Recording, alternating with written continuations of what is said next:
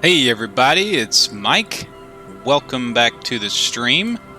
We are going to attempt to finish Disco Elysium today. We don't really know exactly how much we have left, but I feel like we're pretty close to the end, I feel like. So we're going to try to push through. If not, we'll stop and pick it up again and just keep going. But let's see. Where did we leave off last time? We still have not... I feel like last episode was like a weird series of starts and stops. We didn't get the freezer open, and we didn't get the dancing for Egghead done. Both of those are physical instrument, so that is something that we are going to focus on here. We'll need to... we're going to need to get that done. But, what to do first is the question. We were asked to come back to this area by a quest, and I'm not really sure why we came here, and we weren't able to accomplish our goal because something just didn't trigger. And we're gonna... I think it was because we didn't have Kim. So we've got Kim back now, and we're going to now see if that is what caused us to fail that. Hang on just 1 second. I feel like I've got a little bit... Mike seems like it's a little hot. I'm going to try to calm that down just a tad. See if that helps a little bit. Okay, that looks a little better. Does that sound okay to you guys? Hope it does. If it doesn't, let me know. Alright. So yeah, so we've got this determine where the bullet came from. And we haven't been able to... We've been all over the boardwalk and haven't been able to get the little thought bubble to come up for that. We were able to get the one that was out by the radio tower. And we haven't been able to get to the island yet. I did see like a boat that seems to have shown up. I'm going to guess that's how we're going to get to the island, but I haven't been able to access it yet. Here's where we asked about Ruby in the village, and that says to come back to the mural, which I think is where we're at, and we could not get that to trigger without, I'm guessing, without Kim. We still need to get the thing from the ice cream maker. We need to offer a figurine to Dolores Day. We haven't met or seen her, which I think she lived like 300 years ago, so we'll see. We're not probably going to ask the scab leader about the tattoos. That, again, was, if you've watched before, that's something that we kind of picked up earlier because we thought we were going to get locked out of a different quest.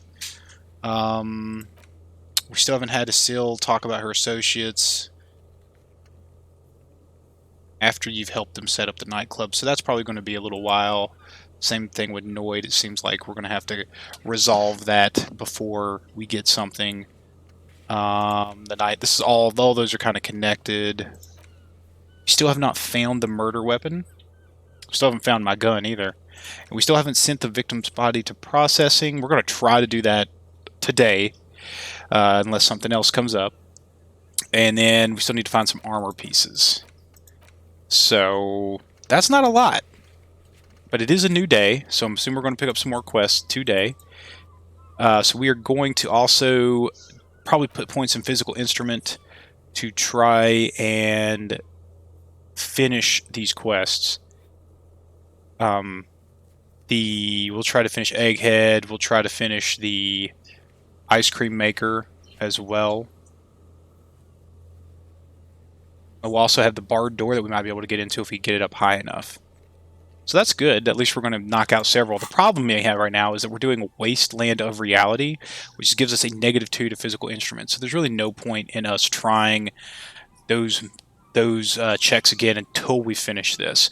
And it's going to take 16 hours. So it's going to be late in the day before we can get this done. But essentially what this is doing is taking us out of being an alcoholic. It's essentially ending our alcoholism.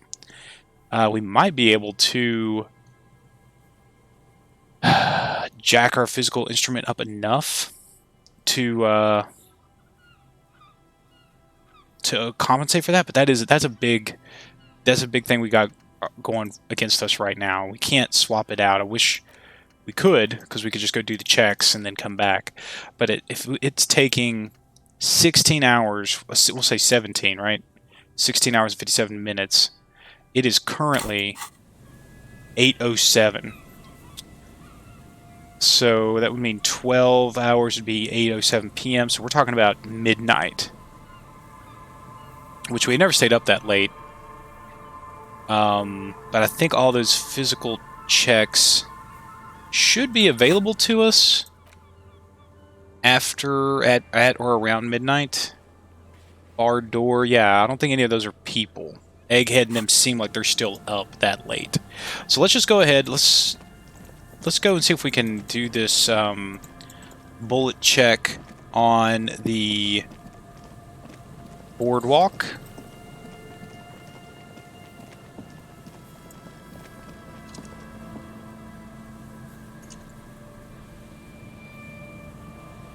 If you hang on one second.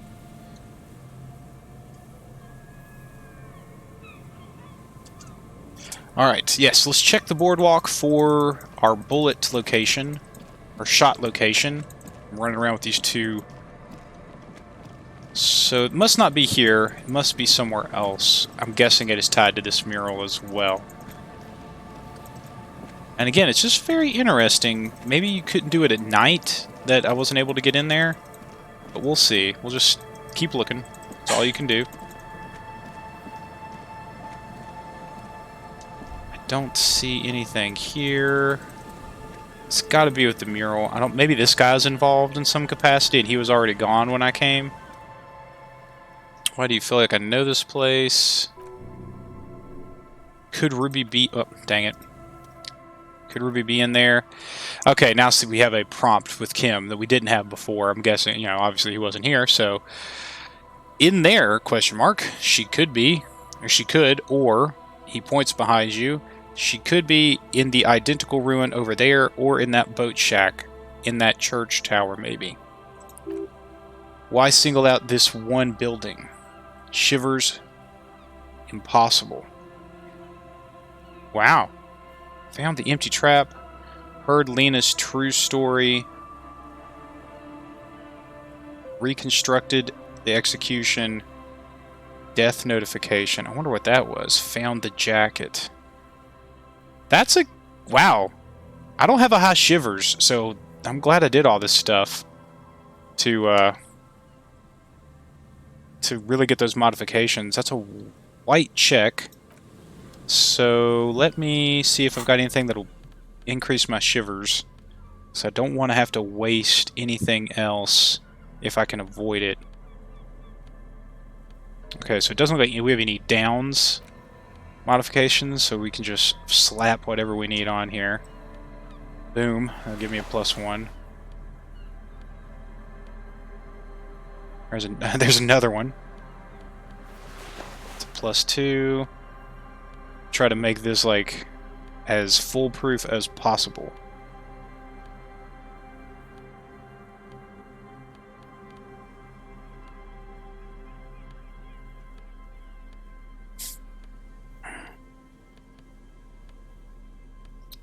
It's a lot of clothes. Alright, that looks like it. Alright. So we're now at 97%. Success. Even though you're sure you succeeded, all is quiet. There is no cold hands brushing against your forehead. No cold hand brushing against your forehead. No rustle in the reeds. The wind has died down. The ruin in front of you is silent as a tomb. What was I even attempting to do here? Trying to talk to the wind, the city, whatever you thought would happen did not, and now you're just standing there in the pale of the morning, with your hands fallen to your side. Is trying to talk to the city something you've done before? Is it you? Is it your in your? Is it?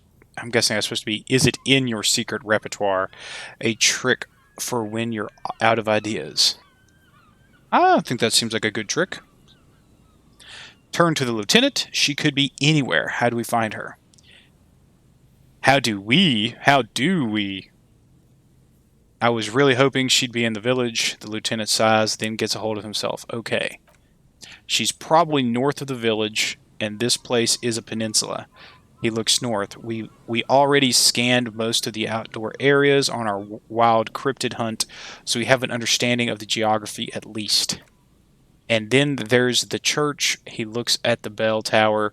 We've already searched there and can rule it out. I know it doesn't feel like progress, but exclusion is a step too. Anyway, we do it the old-fashioned way, sector by sector, go over the whole peninsula, ask the locals, enter the places where we can enter first, like we did in the village. And if that fails, if we don't find her, then, if we're desperate, we can look where we can't enter. Bunkers, storm drainage, this place. I'm sure it won't come to that. He looks behind him at the dark red box crumbling across the chasm. Walk the coast, the old boardwalk, the reeds. You can always come back here and talk to the wind again. Look where it already got you. An adventure awaits. An adventure on the windswept urban coast. But I already passed this. Listen to the wind again. Suddenly there's a sigh carried on the molecules around you, moving, flowing from high pressure to low pressure, like that of a woman emptying her lungs. She wraps the collapsing stone box in front of you in her breath, flowing through it. Where does it go? In through the collapsed roof, flowing down a concrete staircase to the basement, sweeping away footprints in the dust on the stairs, and then the beach below the boardwalk, its winding tunnels, a whisper away. What is happening? She's down there. Say, I think she's down there below the building. Okay, why? The wind told me. We've looked everywhere else ever since I woke up, maybe even before. I've been getting these strange cold spells. This sounds ridiculous. We haven't looked everywhere else. The wind told me. Ever since I woke up, I've been getting these strange cold spells. Good, yes, cold spells. He seems incredulous. So basically your hangover is telling you she's down there. Yes, I can literally talk to my hangover. The wind told me, call it a gut feeling. He shrugs. So how do we get in there? The doors were only the doors were on the collapsed side of this building. They're gone, basically. Finally, my time to shine. There's a ladder next to the sign. Point to them. Perhaps we can climb them. Enter through the roof. Perhaps you can climb them. We're not climbing anything. I'm 43 years old, and I plan to live to see 70. Interesting. I'll say that right there. Well, I don't want to leave you behind, Kim. Yes.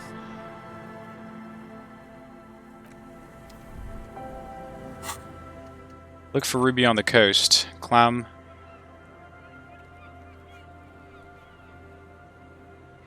Or climb the ladder on the roof or find another way into the failed building. Okay.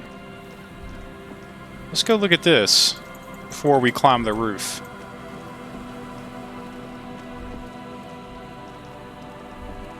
What about that? Can we get in through here? An old pipe peeks out from beneath the rotting boards of the boardwalk. Could this be an alternative path into the failed building? Visual calculus? A building like this must have multiple doors serving various functions, perhaps a basement access. Come closer and look in. Your eyes slowly begin to adjust to the darkness inside the drainage pipe. The lieutenant looks over your shoulder. What's in there? This looks like a great place to stash narcotics. I want to make sure there's nothing hidden. in there that children might pick up? Could we get into the failed building through this pipe? Well,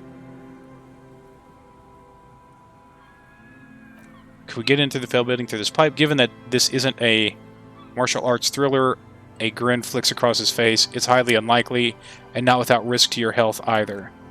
However, the pipe suggests there may be an entrance to the basement around. The lieutenant pushes aside the reeds and looks around. He means the pipe must be coming from somewhere in the building. And it's right here, a maintenance door. He points to the rusted metal double door to the right of the pipe, obscured by the reeds. Interfacing. It's jammed shut. The subtle approach isn't going to work on this one. What's in there? A thin layer of snow gleams inside the pipe. Okay, what else?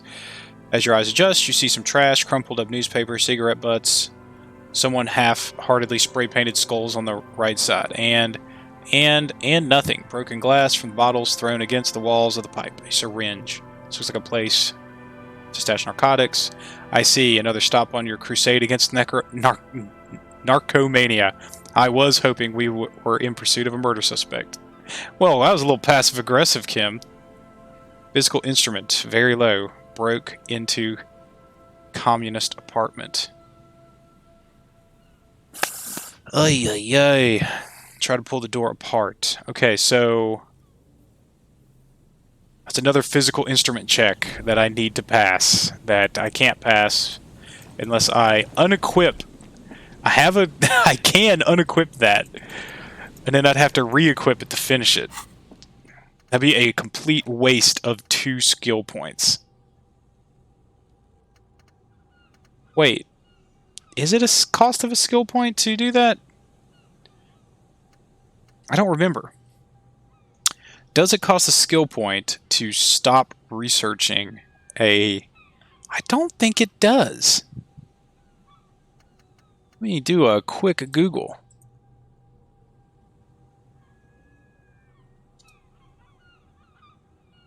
Does it cost a skill point to stop a thought?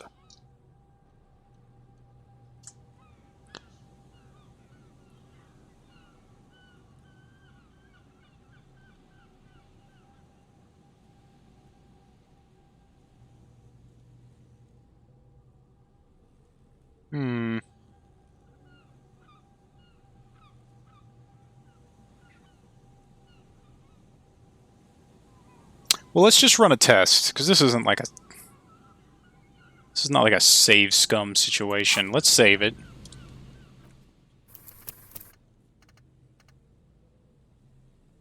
Alright, we have saved it. Let's just see. Can I stop internalizing this? And I've still got my skill points available. Okay, well this changes everything. Let's... Well, while we're here, might as well check the cryptid trap, right? No phasmid. Alright, so that changes things. Let's see. What do we got here?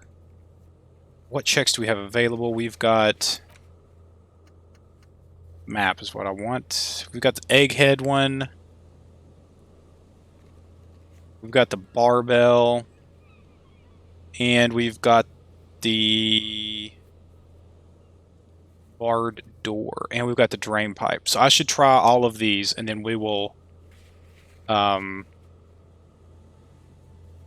then we will go back and check on... We'll just keep going. I mean, we've got a couple points we can put in it, so... As long as none of them's a red check, as long as everything's a white check... Well, I should go ahead and max out my... I think I've only got one physical instrument. Anything minus the physical? Yeah, we don't want that.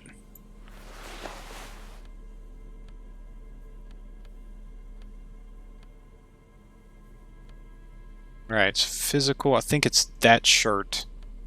Gives us a 1 to physical instrument. I don't think I have anything else. Pinball maker's coat. That looks pretty cool. What does it give me? +1 empathy, +1 hand-eye coordination.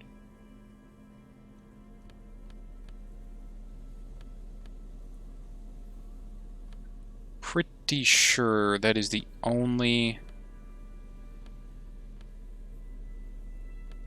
physical instrument item I have.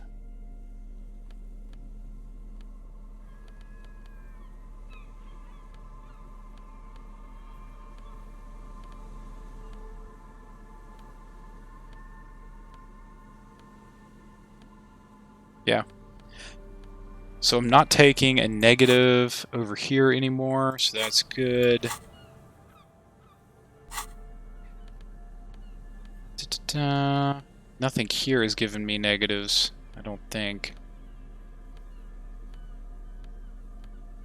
No, it doesn't look like it.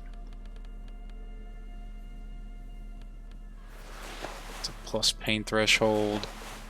Drama. We'll put a bow tie on for fun right now. Alright, so let's give this a shot. Alright, failure. Lieutenant leans back. Okay. You and the lieutenant lean all your weight into pushing the doors apart, but you're not quite synchronized in your efforts. They slam shut again before you can enter. The lieutenant leans back against the door. Let's take a breather and try this again later. It's very tough. Fair enough, Kim. So that's one. We've got several physical instrument things to try here. Do.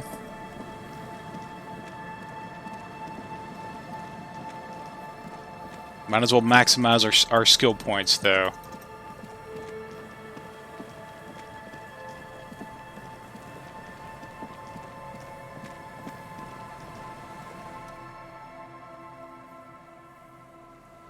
Oh, that's a red check. That's an interfacing check? Could this structure have been used to take the shot? From here to the whirling, I can't see how. He looks southeast and blows. I thought that was a physical instrument check. I have a pretty good interfacing.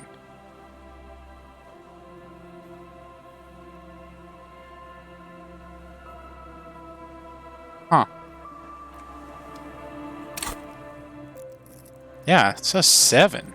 And I'm pretty sure I have equipment that, like the gloves, are +2 interfacing. Dang. I thought that was a physical instrument check for sure. So what is... Oh, the barred door. I bet that's the one that's like up here in the... Yeah, the whirling and rags. Yeah, it's right there that we've already unbarred and just didn't take it off. Alright, so let's go over here. I don't know how I'm going to... That's an interfacing check, so... I guess I'm going to have to... If we can get these physical instrument checks out of the way, I have to start putting things in interfacing to try to get through there. I mean... Unless I've got... I don't have a weird negative to interfacing, do I? Doesn't look like it. That's interesting. We'll have to look into that at some point in time to see what's going on there. Because I feel like we should have... I mean... I guess it's a 20, so... That's pretty tough. Alright, here we go. Alright, let's see if we can discover what this is missing.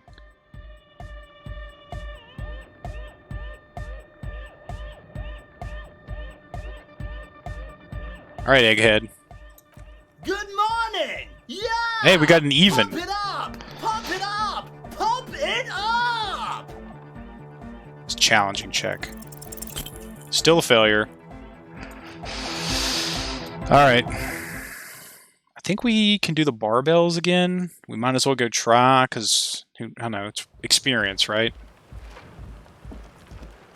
I wonder, so if it's a 7... We have 7 in interfacing, and we need to get 20. We roll 2 6s, that's a... Wow, that's not even... So our only odds are rolling 2 6s. Because those are automatically a success. Well, that kind of blows. What in the world is in there, I wonder?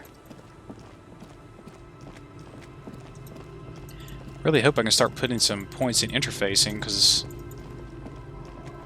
Seems like might be something good in there.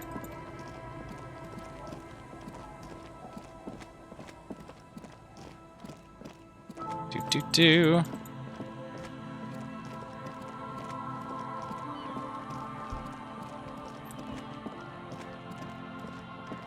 I think there's something in here that gives me physical instrument, but I don't remember what it is. I think it's just a shirt, and I think it's +1... It's right here. I think it's +1 physical instrument plus something else. +1, +1, yeah. I've already got a +1 shirt, so And I'd love to be able to look through this stuff up here that the other guy has for sale. But I know I failed that one check.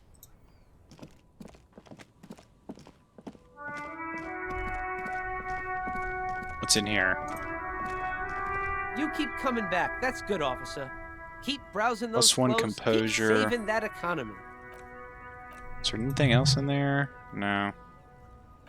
I already seen the shoes. They're like 50.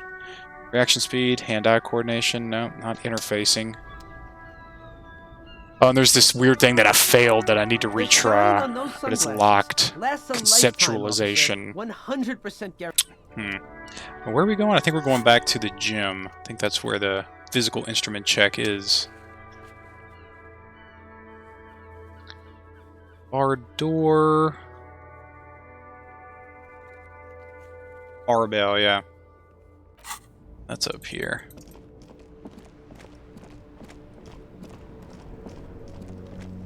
Oh yeah, Renee passed away. That's sad. Really wasn't expecting that.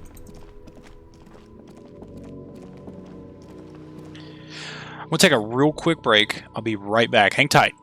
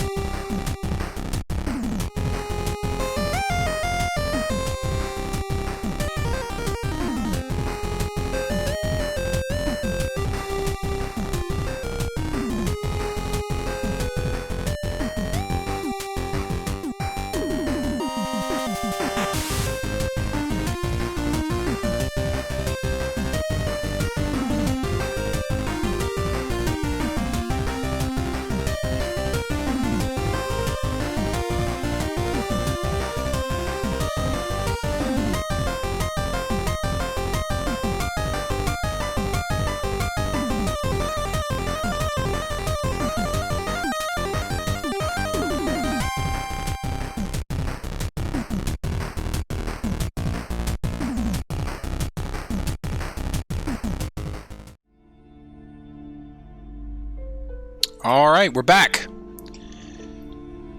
Okay. To the gym. Contact Mike's gym, actually.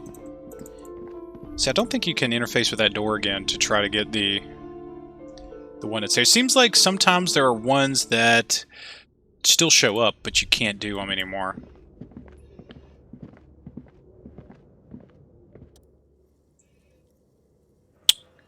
Alright. Fail.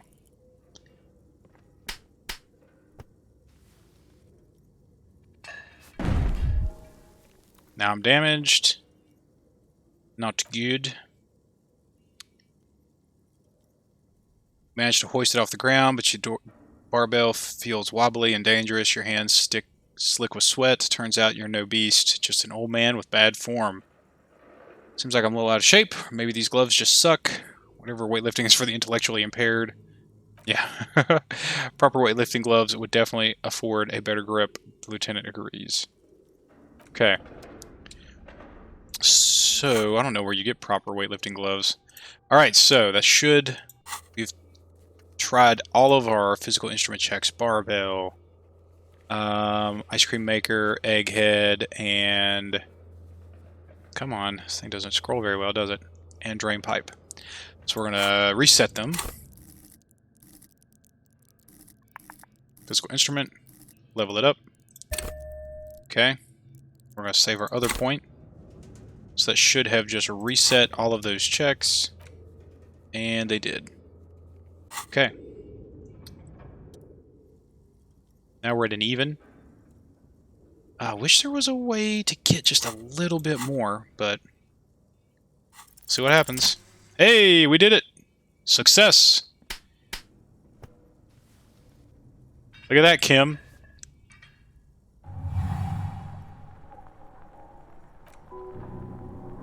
Conjuring up an inhuman amount of strength, you raise the barbell up in the air, your biceps tremble, but you're a savage. This is a children's game. I'm a true champion. Say nothing, revel in the feeling. Say nothing, revel in the feeling. Oh, I didn't get to read it. Done. A warm wave of accomplishment washes over your head as you drop the barbell to the floor. For a moment, it feels like you're strong enough to succeed at anything you ever set your mind to. Good technique, the lieutenant nods with approval. Nice. Did I get anything for that? Did it give me any experience? I don't know. Would have been nice to get like 5 experience. You know? Okay. Done. Check passed. On to the ice maker.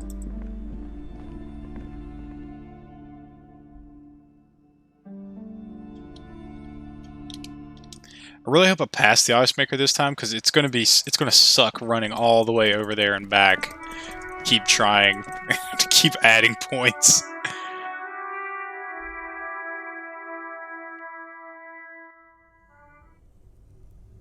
Okay.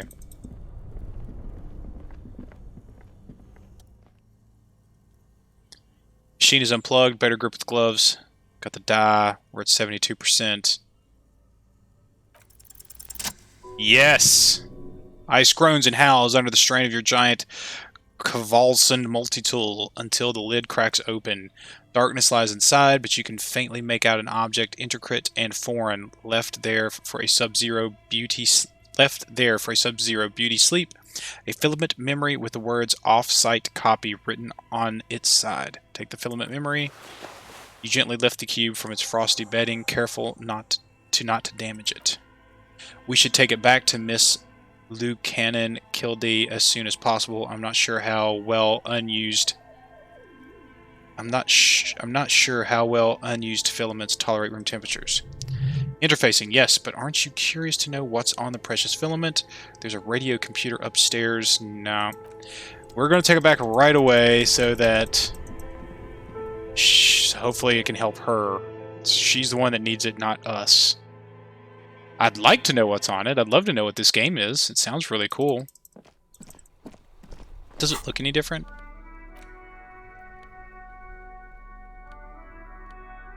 No, looks similar. Alright, so that's 2 out of our 4 passed. So now we've just got to pass Egghead and the door, which we might still need to put another point in physical instrument to pass. And then we're going to have to start putting things in interfacing to try to get in that weird bunker door. I didn't realize that was interfacing. I definitely thought that was physical instrument. I don't know how many points, we have left to get. I don't know how many more level ups we have, so it's going to be interesting to see exactly what we can and can't get done. Seems like the kind of game that's going to, I don't want to say lock you out of stuff, but, it's just, you can do what you can, and some stuff you're not going to be able to do it. It's just how it works. So let's take this to I think her name is Suna? Should be right up around here. Yep, there's the church.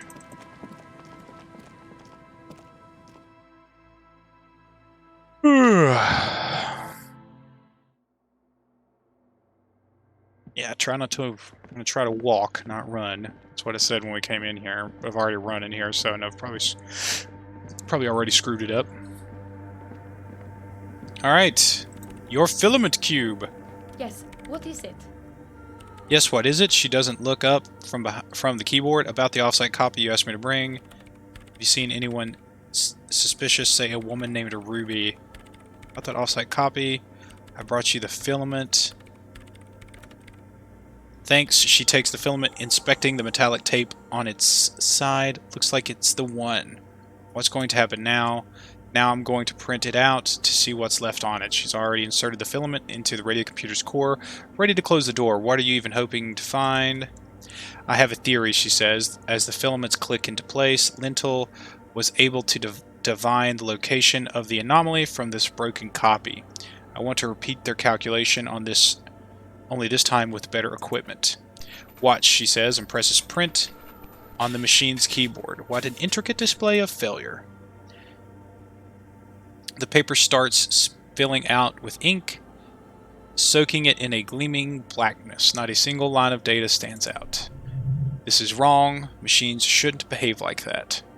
Play it cool. Now what? Something's very wrong with that filament memory. Step back, please. Just stop playing with this thing. Play it cool. Something's very wrong with that filament memory. Suna doesn't reply, her hands running over the printout. She's looking for something for her morning star, eyes scouring the millimeters. Here, she suddenly says, rising her ink-stained fingertips. I found it. Where? Lean closer. Hold on. She's behind the keyboard now, typing in some numbers that only she understands. The terminal beeps with the light inside, and the light inside starts pulsing like a glowing heart. Can I do anything? I'm not sure. Let's just say nothing. Just give me a second, she murmurs. I'm almost. She clocks up her typing speed. Lieutenant leans closer to whisper, I've never witnessed a programmer work before. Done. Suna jumps from the keyboard like a spring. I've got it. I found the location of the anomaly. There's joy in her voice, and she bumps her fist into the air. You did it. You found the coordinates. Oh my god. Congratulations. Did it. You found the coordinates. I found the coordinates. She lets out a celebratory laugh. Great job. Oh my god. Congratulations. Thank you, she yells back with a grin. So where is it? Where is your 2mm hole in the world? There. She points to the other end of the church, where a group of water bowls form a ritualistic arch. In the swallow. Think you can help me again? She tilts her head, eyes sparkling. Sure. I need you to go move those water bowls for me. I need to double check my calculations. Logic. What an interesting proposition. Truly a task for the intellectuals solving the puzzle of water bowls. Right, I'll go figure it out. I'm good at intellectual puzzles. Figure it out. She shakes her head. Grinning. No, I don't need you to figure anything out. I've got a computer for that. She pats the mainframe. Just walk out over to the circle and follow my instructions. Move the third bowl 2 centimeters to the left and the fourth bowl 5 centimeters to the right. That should do the trick. Move the third bowl to the left. Do I need to write this down? Just walk over to the circle and follow my instructions. Move the third bowl 2 centimeters to the left, the fourth bowl 5 centimeters to the right. Okay. What? She only wants you to follow instructions, nothing intellectually stimulating in this task. A child could do it. Yes, but you like moving things around. Moving things around is calming. What? You don't trust my intellectual capabilities? Sure, no problem. Thanks. Have you seen anyone suspicious? What? No one's suspicious around here. She has not seen her, sire. 'Tis true. Alright. Third bowl. Well, which way are they numbered? Is this number 1? Is that number 1? Which one's number 1? 1, 2, 3. It's awfully silent. Again, as if someone turned off the entire world outside those walls. Water inside the bowls stands still. Measurements have been marked down around the bowls, each chalk-drawn line representing a centimeter on the floor. Oh boy, this is going to be good. Move the third bowl from the left 2 centimeters away. Move the fourth bowl from the left 5 centimeters. That's right. It was the third one 2, fourth one. It moves like a ghost without creating a single trace of sound. This task is an insult to your mental skills. Move the fourth bowl. Some water spills out of the bowl, wetting the floor. The lead programmer sends you an encouraging thumbs up from across the hall. This time to run back, or maybe walk. This is a sacred place after all. You are right. I need to be walking. I keep forgetting that. Walk, walk, walk. Walk very respectfully.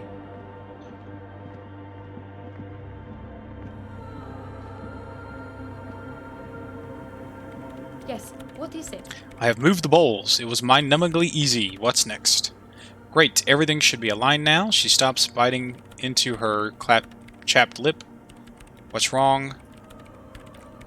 Yes, she snaps out of the lull. Nothing. Now, the only thing left to do is to unmute the headphones. If we've got the location right, we should then be able to hear whatever sound this anomaly makes. Wait, why did you have your headphones on mute in the first place? Honestly, she's avoiding your gaze. Honestly, I'm a little scared. Isn't it going to just be silence and nothing else? I don't know. She stares at the heart of her computer. That's what I'm scared of. I don't know. It could be anything. I mean, what sound does the nothing make? How can you even listen to something that doesn't exist? She turns to face you, the mainframe throwing shadows on her chin. What if silence is only what surrounds it, but the swallow itself is? She grows silent, her face very pale in the cold light of electricity. What? You're right, we should be cautious. We don't know what we're dealing with. What? I don't know. I'm just scared. Maybe it's going to be something terrifying. Maybe it's going to tear the world apart. Conceptualization. Like that evil ink that filled the printout, erasing coherence and meaning. You're right. We should be cautious. We don't know what we're dealing with. Maybe. She rubs her face. Maybe I'm just tired. Let's think about this logically. Why would nothing be terrifying if it is, well, nothing?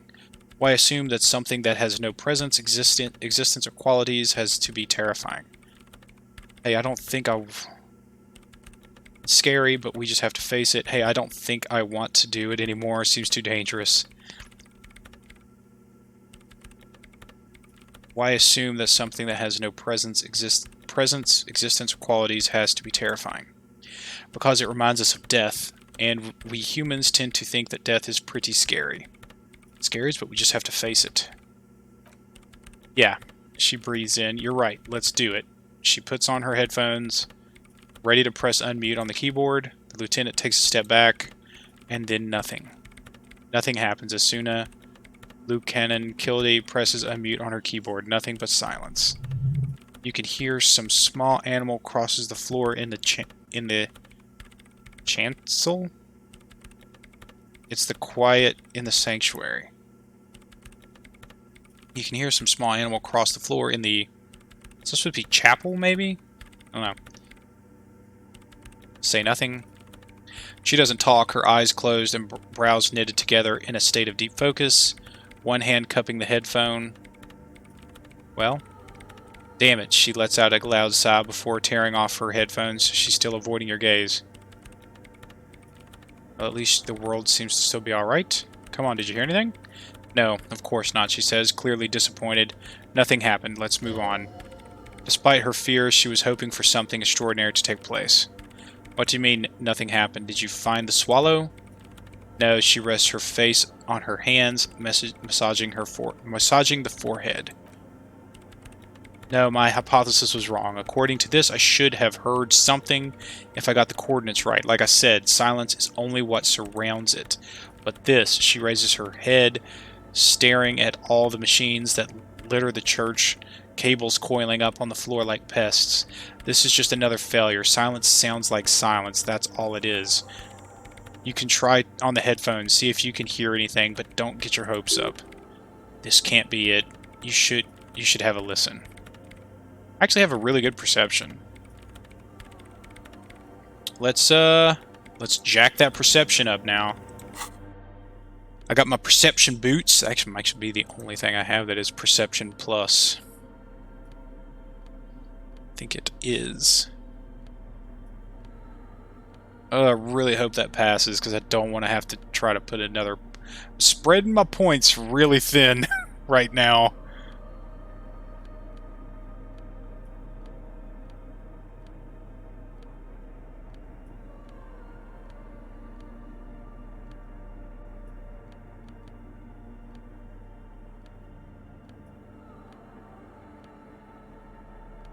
Alright, let's see if I have anything on here that is Yeah, we got a, there's a minus perception. Let's take that off.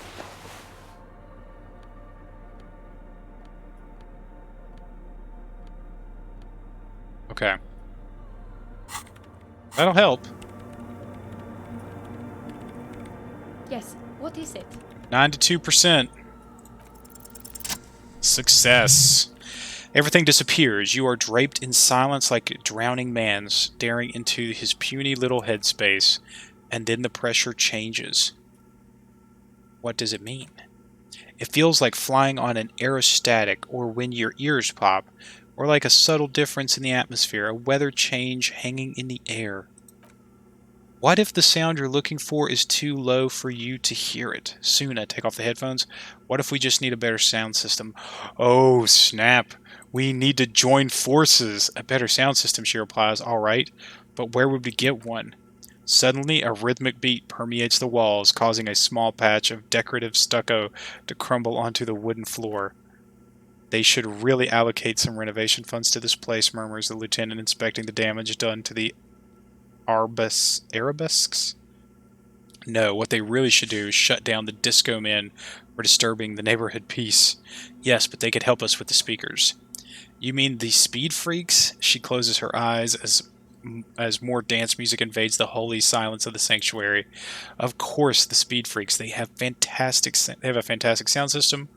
You think they would help me? They would if you wouldn't mind them moving in with you. Sure, if you agree to let them build their drug lab. If they wouldn't mind them moving in with you, I guess I could live through a week or two of peaceful coexistence. Great, I'll go talk to them. Sure, let me know how it goes. She lingers for a moment before adding, thanks, officer. Look at this! We are crushing this, Kim. We are solving problems left and right. Regular problem solvers.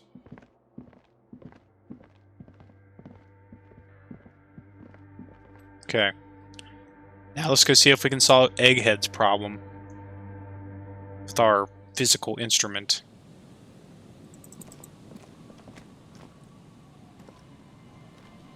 Come on. There we go. Certain areas you can't click and kind of get stuck.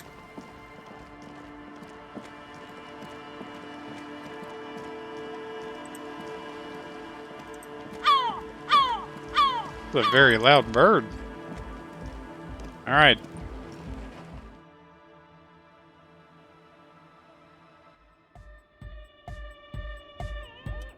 Alright, Egghead. Good morning! Yeah! 72. Pump it up! Pump it up! Pump it up! Success! You know it's in your lungs where the pressure should vibrate, in your heart that's alone, and in your solar plexus where the hits should land. So does every chordate I don't know what that means. Animal needs more bass. What? The young man makes a sudden move, like he's about to turn the volume down, but that would be ridiculous. And a melody. A good melody is what makes the song really stick, so that you can't get it out of your head anymore. Point at your head. Wow, okay, you should start with the melody, but where... We should start with the melody, but where would we get that stuff from? I don't know. I was thinking you would know. Nowhere. I'm not gonna become some sort of anodic cop too. I've got enough capo types already. I don't know, I was thinking you would know. I'm sorry, I don't know anything about anodic music. I'm just the party boy. I get the people going and say it's hardcore. Okay, I'll look into it in an official capacity. It's up to the police to make the beats go harder. Alright, I'll see if I can come up with something on my own. A citizen investigation. No, I really don't have time for this. I'll look into it in an official capacity. It's up to the police to make the beats go harder. That sounds fun. The young man falls silent with appreciation. He even tries to contain his smile, as if it could hinder your investigation. Andre says, basically what you need to find here is a tape with some banging music on it, so that Egghead could use it to remix Van Eyck's jam. Yeah, maybe that street hawker across the pawn shop has some tapes to sell. That's just an idea. There is a hawthorn tree on Rue de Saint-Gilles, right next to the canal. A real magnetic tape is caught in its branches like bronze ribbons blowing in the wind. I've been there. Oh, I know. I know this. I can tell you where it is. St. G, it's the boulevard before the canal bridge. There is one that takes you to the one that takes you to the Whirling and Rags and the Industrial Harbor. It's got the lanterns and the... I knew that. I could have said that. And the mosaic sidewalk.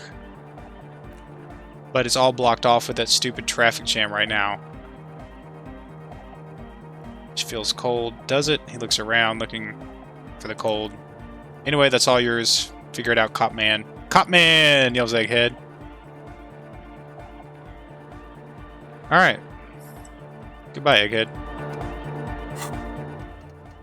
Make Van Eyck's gem. Find a tape with a melody for Egghead. Let's go see... What was this update?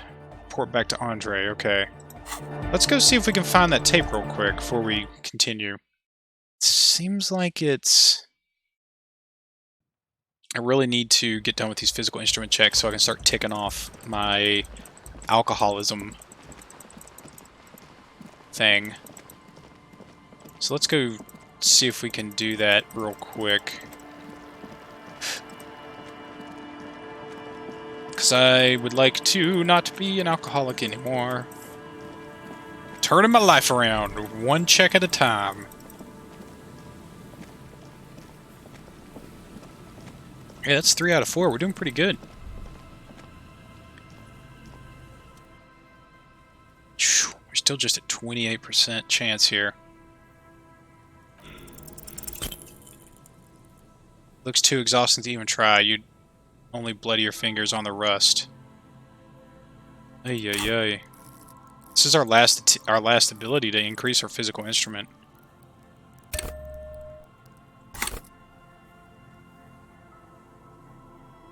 Why is it locked? I thought I just unlocked it.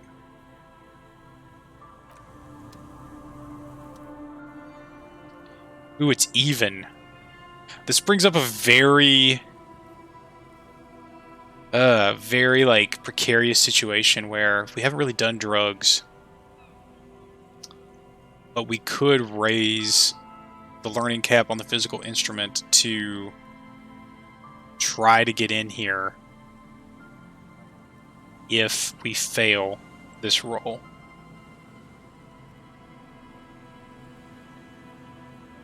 Oh, yay. I don't even think I have any drugs, do I?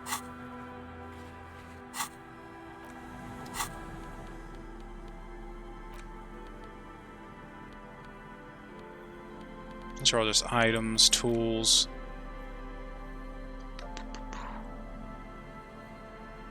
+1 physique. What does that do? What is physique? Is that...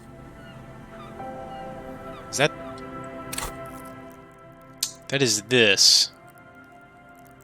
And it gives me -1 morale? Oh, I could use that.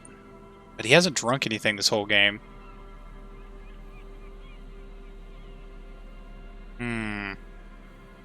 The problem I'm going to run into is I won't be able to unlock it again after this without taking drugs that I don't have.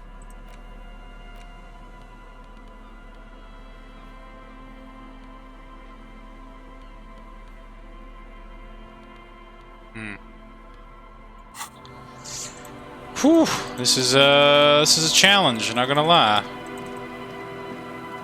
What to do, what to do. Wish there was just a few more pieces of clothing I could add.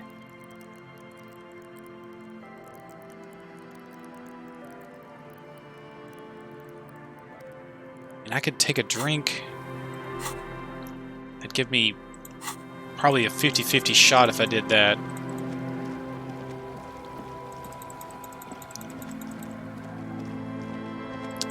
Yeah, I would love to be able to just add like 1 or 2 pieces of clothing to really push this over the top.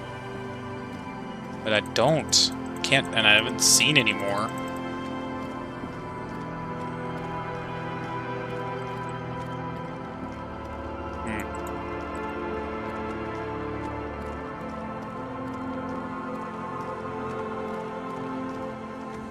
I'm not sure where this tape is. Is it in here? Where's this area that he's talking about? It's the boulevard that leads up to the... Maybe it's on the other side of the water lock here.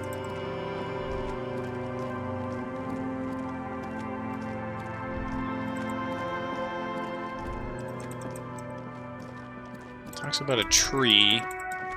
Oh, there it is. That's the tree. I wonder, is there something laying right there? I wonder what that is. Let me equip that to bag real quick. No.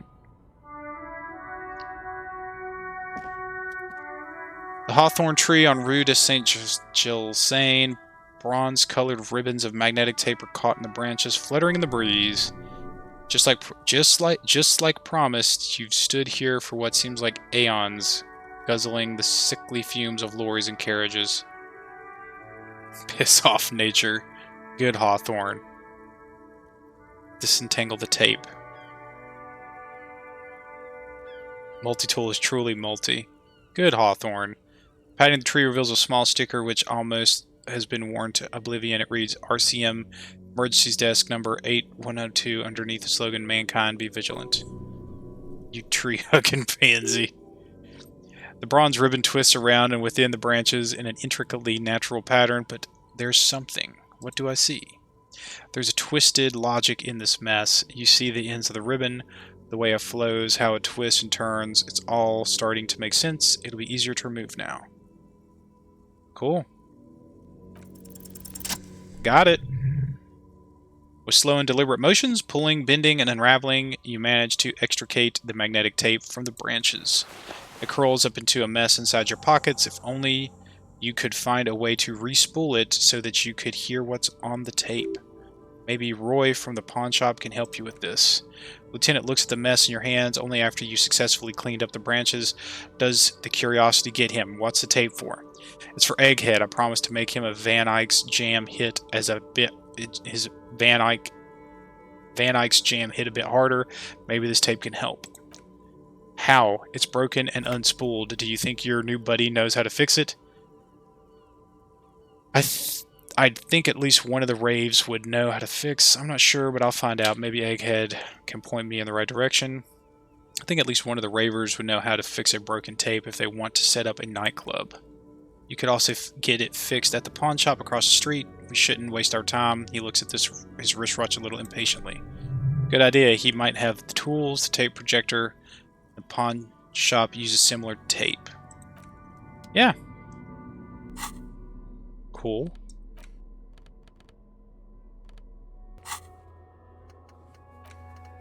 Find a tape. Did that. Repair the broken bundle of magnetic tape. Okay. Let's go.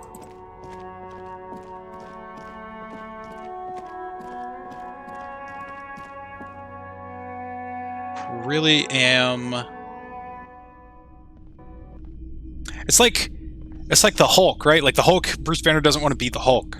But like if being the Hulk makes the situation better, does he do that? Should I take a drink here to unleash my inner demons to give me a better chance at finding this killer? It's really it's a challenge. It's Top a of the question. morning to you. How may I be of service? Hey, do you know how to fix this? Show him the bundle of magnetic tape.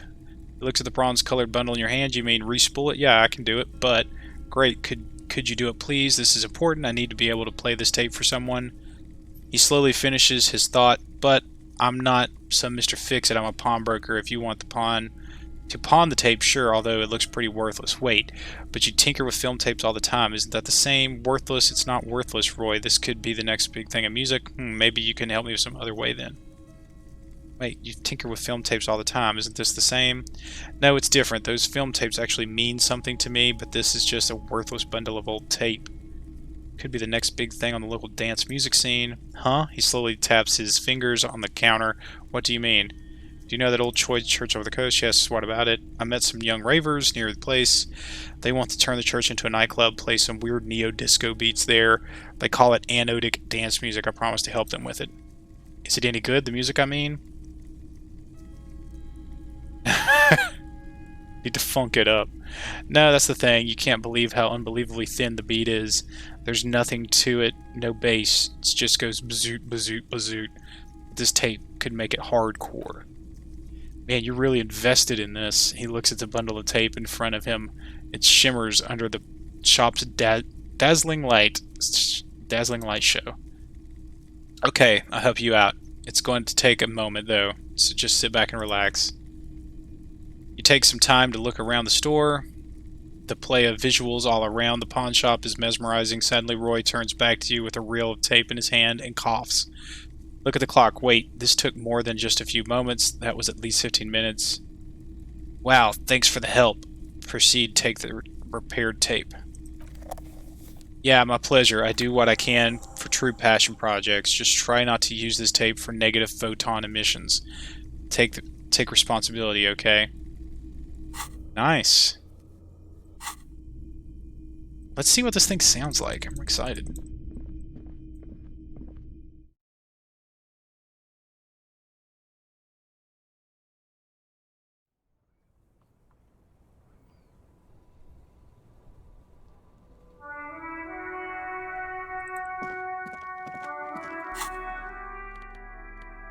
Alright, let's grab our boombox. And reel of magnetic tape. I'm guessing that's our new one here. Empty cassette case? I wonder what that was. What happens if we... Can we not interact with it? Oh no, I don't think we can. Press play on the tape. Where did we get that from, I wonder? Used to be tape in this case.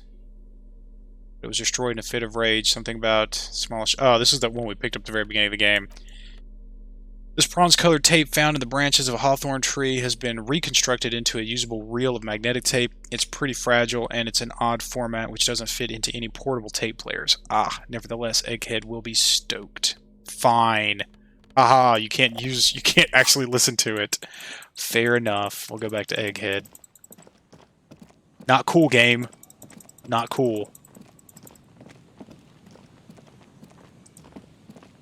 Ah, man, I'm really having like a internal debate about whether or not to drink that alcohol.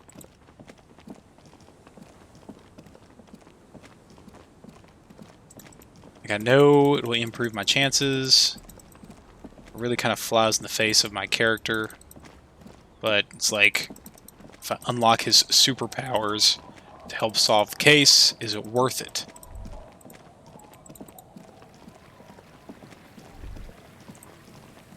I don't know.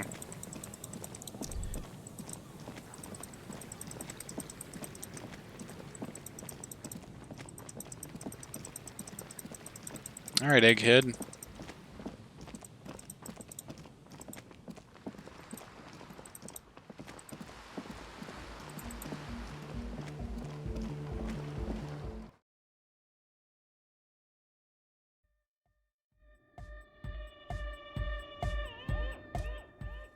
Good morning! I found this real... Yeah!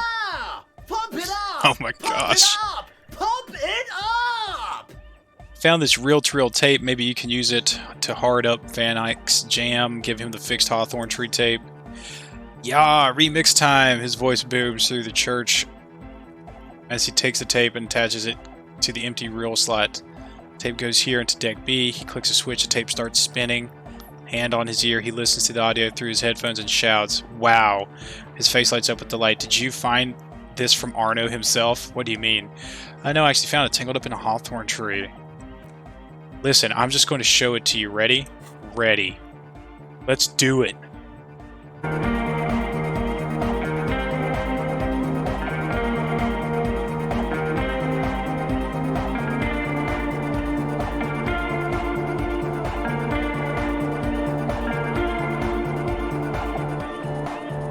Whoa, hear that? He wipes his brow. The signs match perfectly. Now, if only we had the beat for the full assault, it would be unbelievably hyper. Intriguing. The way I see it, Van Eyck based his remix on some famous original piece, like a folk song. Something local. Seems you found an initial part with that main melody. I think it's just happenstance, chaos in action, contingencies of our limited existence. That and Egghead's fantastic talent. He nods to his friend behind the turntables. Noid's right. Egghead's technical talent is the key. No, this is definitely part of the same song. Something cut from it. It fits too well. Maybe Arno van Eyck lives around here and just threw part of his song away because he thought it was shit. Andre's got it. Sounds like a local song, remixed. It's definitely part of the same song. Something was cut from it. I agree, Noid is just luck. Well, my logic says that it is the same song. Thought gain, Arno van Eyck. Be how it may, it fits, it fits. He pumps his fist in the air. Bring up the volume. What about the bass? Do you have any ideas for that? Andre looks back at you. Yeah, I remember. You said it needs more bass. You can't just leave it without a bass track. Honestly, nothing springs to my mind right now, but I'll see if I can come up with a solution down the line. I think it's good enough. The way it is, adding the melody has already been a massive improvement. Nope, proceed with task. You're the warrior of dance music. Don't be too hard on yourself if you don't figure it out. I think the jam's already pretty ultra. But it could be hyper hardcore. Alright. I help Egghead with the beat. This may take a while. Oh, I was supposed to talk to Andre about getting into the church. Whoops.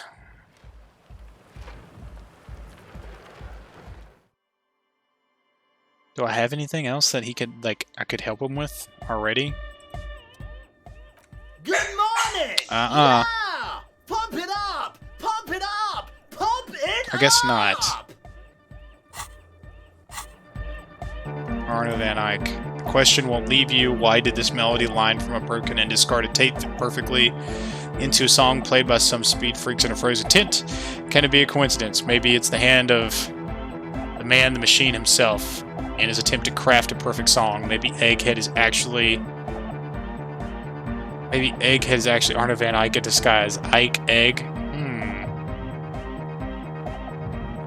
I could actually research that. Probably goes better than, like, the 5th Indo tribe. But we'll see. How long does it take? Only 50 minutes. That's not bad. We'll see. Gives me a +1 interfacing bonus. That's nice. Alright, Andre. Hi again. So, how are things going? Here to talk about the church. Good news. I managed to convince Suna. She's okay with you guys moving in, but on one condition: she needs your speakers for her project. Speed Freak smiles, happier than he's ever been before. We are grateful, Cop Man, and you're an augury of a new era of anodic dance music. You're going to have to share a space for a couple of weeks until she gets her research finished. That's fine. We can manage, he grins. Excited. Alright.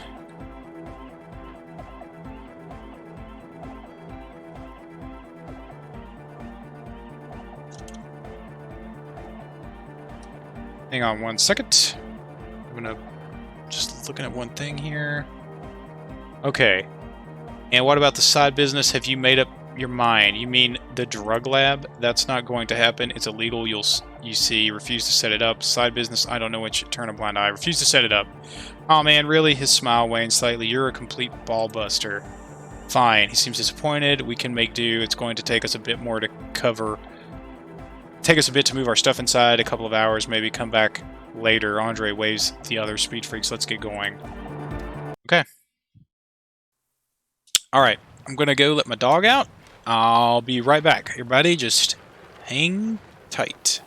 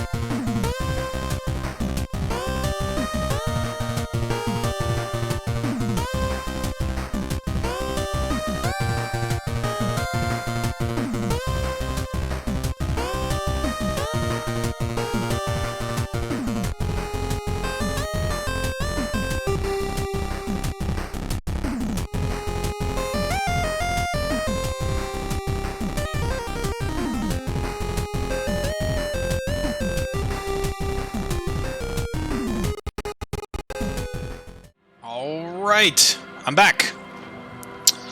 So we have now got that kind of taken care of. We're checking things off. So this really leaves us with that, I guess I'll go back and check with Suna, maybe. Check up on Suna after the Ravers have moved in. I'm gonna guess they're not in. We'll just hop right in there and check, though. So this kind of leaves us at an impasse,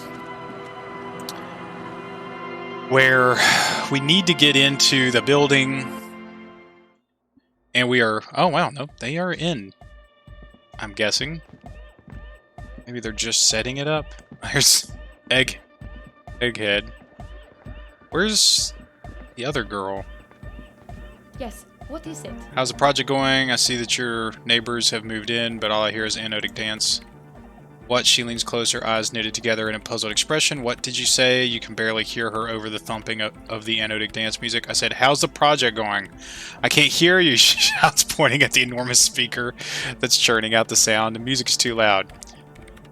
The project, how's it going? Oh, the project. Her face lights up for a second before it gives you an exaggerated headshake. It's not going well. Why? There's that guy. She points at Egghead, who's raving behind his turntable on a brightly lit stage. I need him to plug a 3.5 cable into the auxiliary input so that I can route the audio signal through the mixer into the speakers. Why don't you just ask him? He doesn't listen to me. He only ever seems to care about hardcore and Yakokata. A place to be, apparently. I'll speak to him, see what I can do. Thanks, maybe you can get through his magic rhymes. She does jazz hands to mock him. Alright, guys, we all have to work to... Oh, there's... Let's see if she'll talk to him. What about you? Are our signs online now? I can't believe you got us in. Between you and me, I don't know if you've noticed this about me. I'm a little suspicious of authority. You really came through for the hardcore underground. I'm just taking care of the youth. Just doing my job. All in a day's work. Yes, you really came through for the hardcore underground. How come? He spreads his arms looking around, the speed freak setting up shop. How come? Andre is busy cutting some slightly less lame but still quite ungainly shapes on the... Cutting? Wonder what that... Oh, I guess that's dancing. Shapes on the church floor, sweating profusely. Estelle is using her contact mic to listen to a tree underwater. The one with the large head is blasting the dance track on repeat while stained glass window behind him is rattling from the bass. Sire, the tent, 'twas a security risk, and in here, sanctuary, 'twas only noble of you. The kid's got spunk, I admire it, better here than in that tent, it wasn't safe. I'm genuinely into hardcore lifestyle. I'm a corrupt cop, Kim. It's a corrupt scheme. I did it for mankind, for all of mankind. Better here than the tent. It wasn't safe. Okay. The lieutenant keeps it laconic. Noid, what do you think about the church? It's a miracle of carpentry, dead bodies carved into total shapes. Now it can be something more. He rubs his hands together. How old do you think this church is? Over 300 years? That's right, the first settlers built it, plus 6 more like it. On the coast here was one of the first things they did. Must have been really scared of something, but I understand. Alone on an uninhabited archipelago, forced to face themselves and nature, pre-industrial quantities of solitude, the sea, perhaps something more fundamental. I would want to build a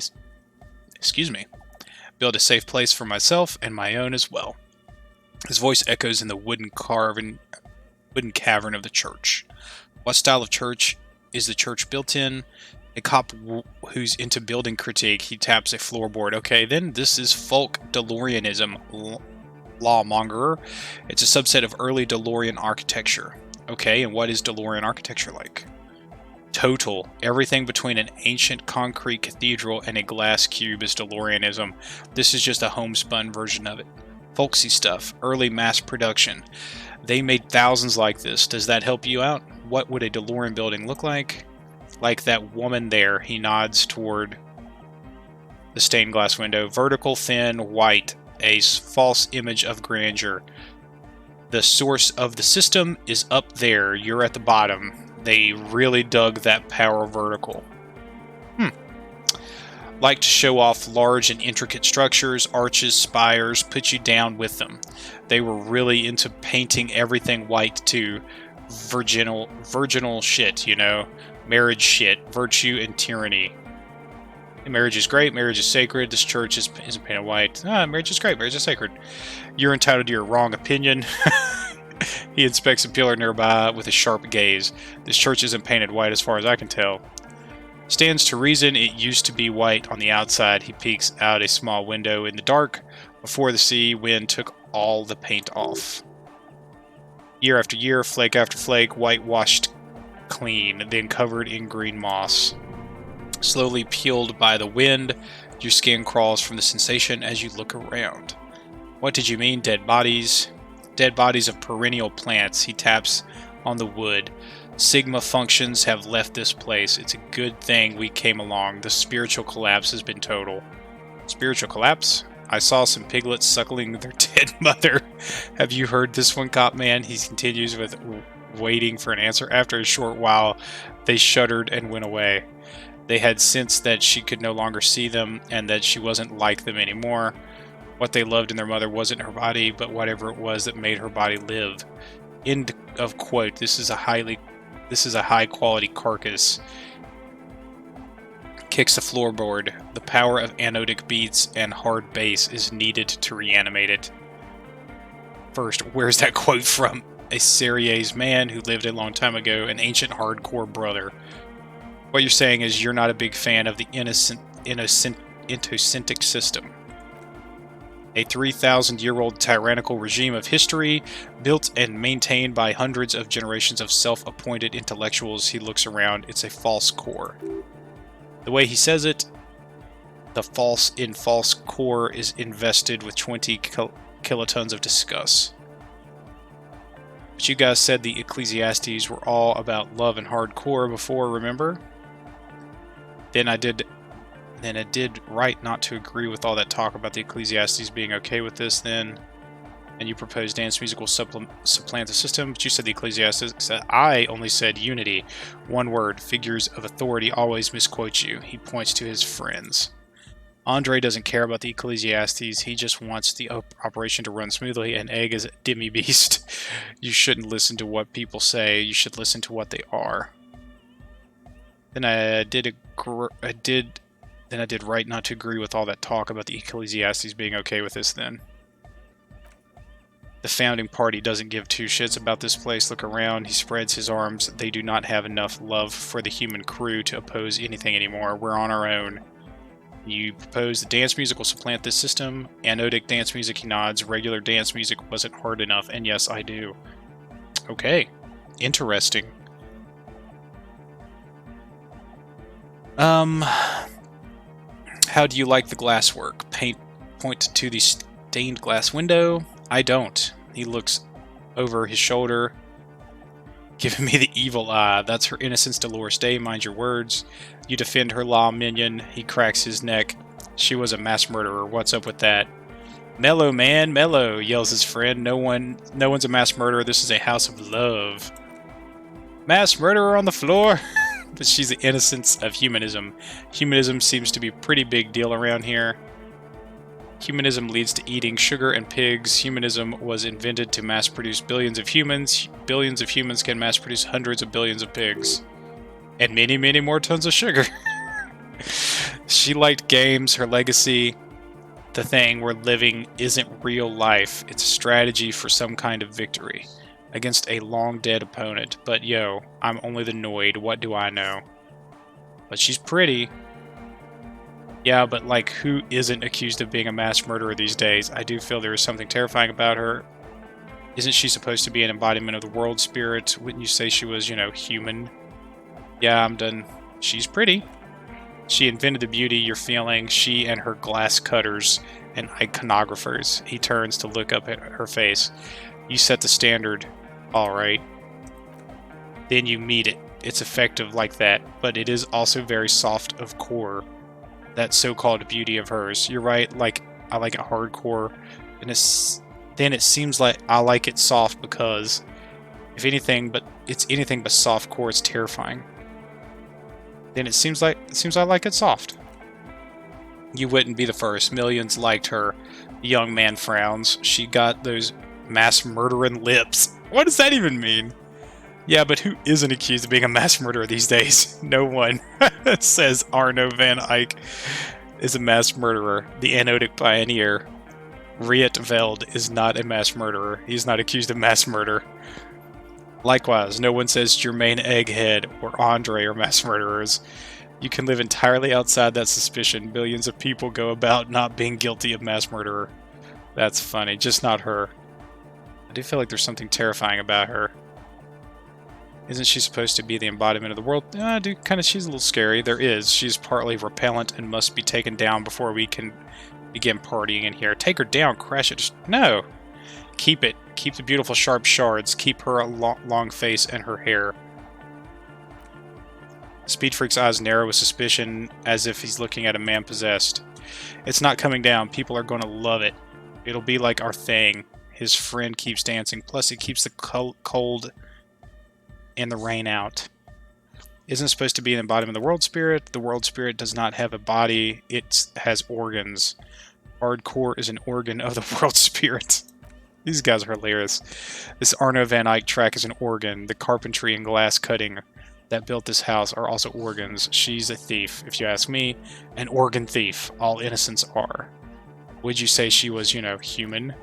Ha! The young man stretches his rib cage made of suspenders? Oh. I guess, okay. Made of suspenders? I like this question, cop man. She did not live the life of humans. She lived like someone who is playing a game. The life of an operator. That's not the life that humans live. She was adored. Humans aren't. I don't know about you, but they hate me, and they do not think I'm innocent, or some shit like that. Yeah, they hate this too. I don't know what you're talking about. I have thousands of fans. I'm surrounded by love and support all the time. She was a player. She played us all. It's just a game to her. Yeah, they hate this too. Point to yourself. Well, they loved her. They point all their love in her and forgot all about the rest of us. The young man lets go of his suspenders and they hit his chest with a slap. Yeah, I'm done talking about her. I don't want to think about her anymore. What a strange choice of words. Caustic, overflowing with negativity. That can't be healthy. What's happening here? Why do you keep coming back to this window? Nothing. Everything's okay. I don't know. Well, you shouldn't. You shouldn't come back to this anymore. Stop talking about it, please.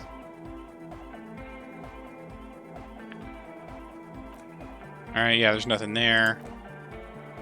How are you settling in? Hard to say, cop man. Sounds in here are distinctly wild. Gonna take a while before everything's properly synced.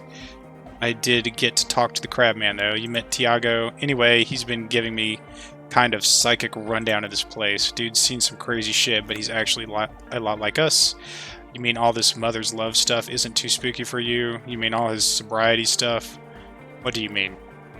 The man picks up on stuff, and he knows a lot about the church. I got a lot to learn from him. Good thing you didn't squash him. I want to talk some more about this place. What did Tiago tell you about the church?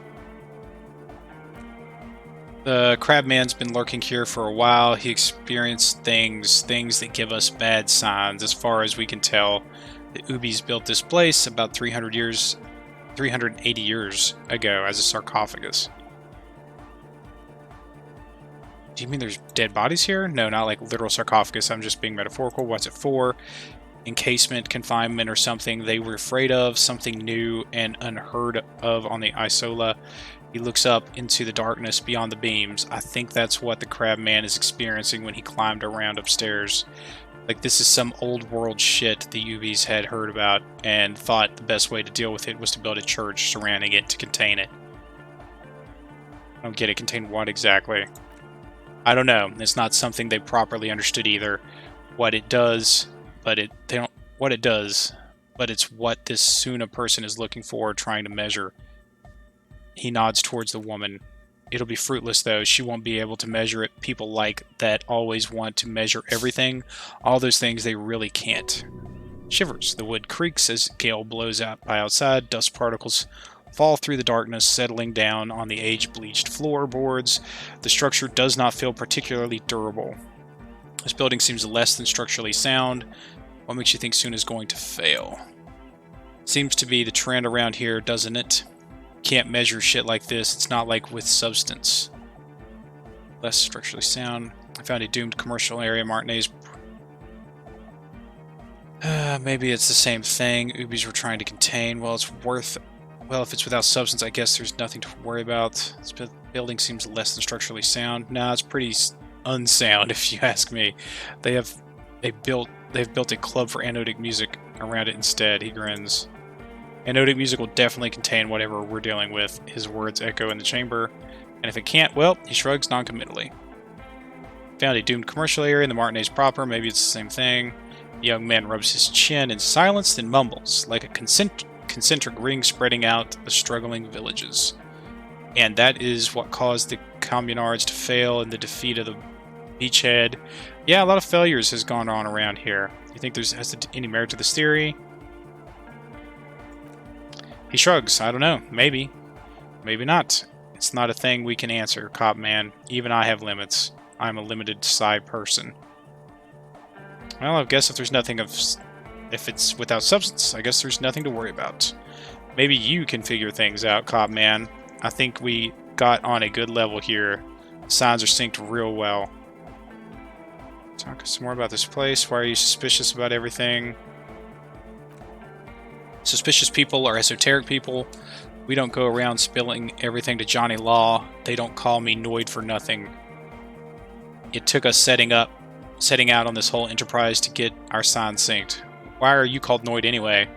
It's short for paranoid. May I ask why? What good is being suspicious? A reasonable question. Say I get hurt. I want to make sure it never happens again. So I analyze the situation, exercise caution. Caution is suspicion. What are you suspicious of? Oh, it'd be easier to list stuff I'm not suspicious of. I'm not suspicious of sound and color. Mechanics and chemistry also have trueness about them. Most anything else, decisives. Want to steal your life away. And what are the most suspicious things? I don't have a top 10 list of things I'm most suspicious of, but if I had one, the left-right complex would be the number one. Number two would be their sole accomplishment, the pig-wheat paradigm. Something is off here. You feel like it should be the other way around. Don't you mean the left-right paradigm in the pig-wheat complex? Nope. Politics is an inert complex of daily corruption and inane think pieces. The real paradigm is economic, and it's concerning pigs and wheat. This is where the innovation happens. It's only a theory, but I suspect they're breeding a pig-wheat hybrid, probably in Grodd. Tell me more about the left-right business. I prefer not to. Both ask the wrong questions. Any spark of light from either one is accidental. Their combined movement's only concern is producing enough pig and wheat for everyone, the end goal of humanity. The original mistake was assuming that words have more being than bodies. That's what led us astray from far from our true lives, but we may yet find a way back. What is suspicious about the pork? What's suspicious about the production of pork and wheat? It's our only shit, he shrugs. We should make better use of not being animals or cereal grain ourselves. What's bad about cereal grain? Having enough food would be precursor for greater things. What's bad about animals? Animals are cute. Yes, having food is a means to an end, but the left never talks about the end, only the means. Caps are likewise suckers, constantly sleepless in worry. Well, that was certainly stimulating. Want to ask more about something else? You mentioned true life. Would that be like? What would that be like? A life is true if it's free from fear and internal division among oneself and other mankind, has seeds of greatness in it. A germinal? Yeah. will come a return to trueness. It will be hardcore. How would you go about returning to this true life? Beasts and bright lights to shatter falsehoods. Beats. Beats and bright lights to shatter falsehoods. Nerve impulses for their collective body. We are very much alike in basic structure. A hard enough beat would waken everyone to a true calling into unity. Just like that, the speed freak is right in your face, his eyes burning, his comrades look on worriedly. Rejection of the right-left axis, emphasis on unity, appreciation of some primordial mode of being. What does this remind you of? Sort of like fascism, then? Nationalism, militarism, racism, and emphasis on a leader character are totally absent in hardcore. The words echo through the church majestically. Fair enough. Just making an observation. But you shouldn't be the... But shouldn't the ones that are more hardcore rule over the ones that are less hardcore, offer them guidance? If some want to lead and others want to be led, I think they are welcome to it. So you're advocating noise-based society. You keep mentioning hardcore. What does it mean to you? Utmost dedication. Thoughts from the spinal cord. It's a potent superlative as well. The term also signifies certain varieties of pornography that depict penetration. Thanks, Encyclopedia. Egghead actually has a better concept of the hardcore. He just really likes saying hardcore. Hardcore! His friend shouts from behind his mix table with a smile surpassing your own in wideness, a total moon face, and eyes full of naive wonderment. Don't think we need to talk about that. That was vague. Dedication, something else superlative. Maybe you're being too specific about it. Try consulting with your spinal cord. Let's change the subject. Internalize the...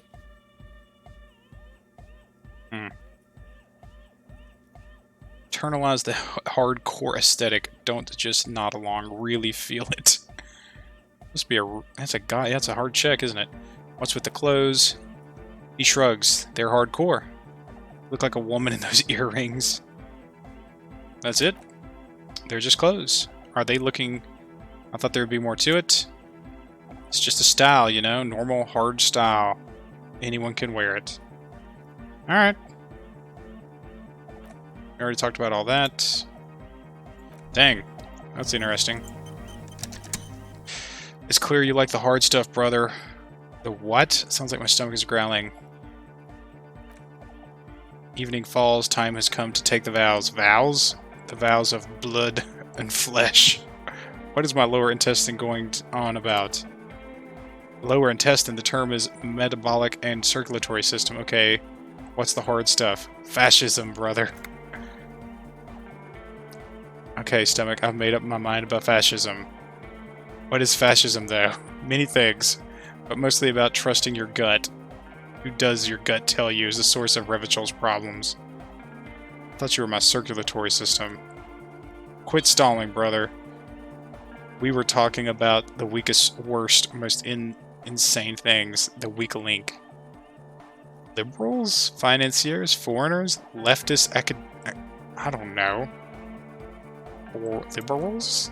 Yes, them, but also women? Women!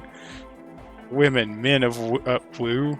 You don't like them. They're insane. Their idiocy needs to be scrubbed off the world with rubbing alcohol. Oh my god. That's what fascism boils down to. The rest is also important, but the main thing is that women need to know their... I'm having some kind of stomach seizure. Stomach truth. You're having a stomach truth. Why am I getting this? Because you've said the hard things. The others won't say the good things. You said them many times. Fascism sounds so bad, though. What if we called something else, like traditionalism? Okay, yes, let's call it that. Good thinking. That sounds much better. Traditionalism. You'll like the sound of that. I don't feel like I've said those things at all. Okay, stomach, I've made up my mind about fascism. You're going to keep your vows, right? Keep your vows, brother. I will keep my vows for the glory of the Revacholian nation. Absolutely not. I'm not going to be played by an upset stomach. Opt out. There's a slow, painful growl, something in your intestines knocking your alcohol and gorged liver. It's one of betrayal and disappointment. That's funny. You got anything to say, Estelle?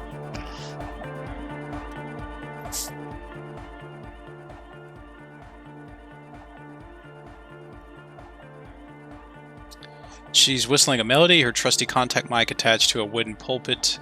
At the sound of your footsteps, she stops what she was doing and turns to you. Hey there. I've been recording some new audio from all these beams and rafters. The sounds travelling through the wood are pretty cool. Creaks and stuff. Like you're underwater, you know? But like underwater inside a tree. That's cool. And yes, I've been more like contact mic, alright. Don't even bring it up. Wasn't going to. She cuts you off before you can finish the sentence. No, I actually wanted to thank you for getting me and my friends in here, and we even found some new associates, such as they are. How's everything going? Good, I think. Noid is getting a read on the place. I think he finds the carpentry very impressive, and Andre's been setting up the compressor and dancing. Egghead's keeping the party up. He's got the stage under control. Soon to the programmer, she's doing whatever she does behind the radio computer of hers. She doesn't talk to us much, and the crabman hasn't shown himself, thank God. Now, can you tell me about your associates? Have you seen a red-haired woman around? No. Just no. It's pretty desolate here. I only hear dogs bark at night and see the shadows move down the coast. That's good. No neighbors to complain about the noise when you get the club going. Exactly. It's our chance to turn this grim desolation into an overwhelmingly fun dance party. Now can you tell me about your associates? Get us out to talk about our associates. Yay! Sure, you helped us out. I can repay the favor. What do you want to know? Tell me about Suna. She's a bit odd, I have to say. Doesn't talk much. I'm not really sure about how to vibe with her, you know. Seems like she's not in a very good mood most of the time. But earlier today, she told me about Welkins, Acel grimaces, as if it's the first time.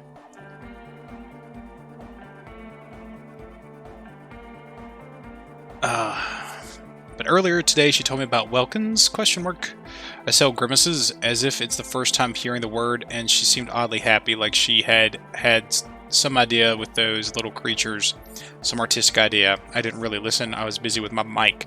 What about Tiago? Oh, the crabman, she shudders, still gives me the creeps, the way he moves, but he doesn't actually come down that much, just climbs around the rafters. I just try to stay away from the crabman, but he talks to Noid. They seem to have something going on. Talks to Noid while 4 beats me. Noid said they get along somehow. They're both crazy enough, I guess. What does he do up there? Who knows? She shrugs. He doesn't really answer our questions. See, not that it's easy to ask them. What are you supposed to do? Yell up at the tower? Tell me about it. Andre, he's a cool guy. Doesn't really come off as one, but he is, to me at least. He takes care of shit. Sorry, I mean, he's got a vision of what life should be, you know. He tries to push things until everything falls into place. He's an organizer. What has he organized? Nothing, but then again, there's nothing to organize around here either. He really wants this church thing to work. Must have taken it as a sign when he found it abandoned like that. Said it was augury. I don't know what he's got. I don't know where he got that from. She smiles. Andre's not super intelligent. I've never seen him so psyched about anything though, and he's often psyched, looks sort of desperate, like it's his last chance or something, or maybe he was just high. I mean, not that he does drugs, just high, you know.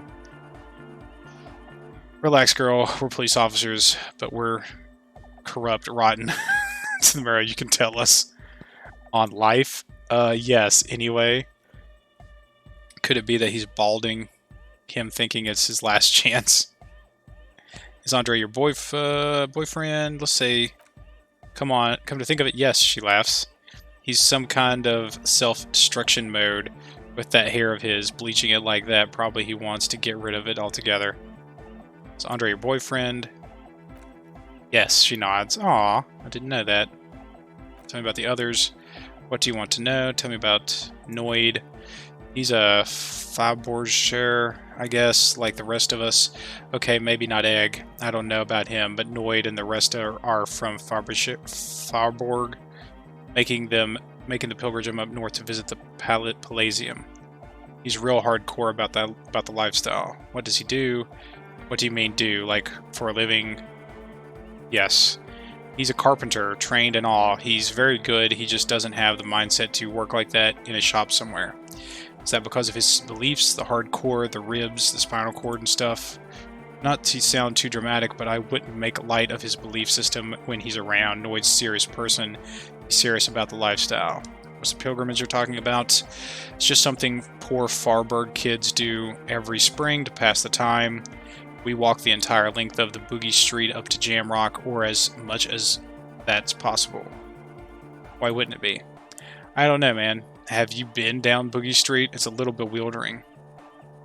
Oh, I'm sorry. I have not told you. I'm a raging alcoholic who recently drank himself into an oblivion.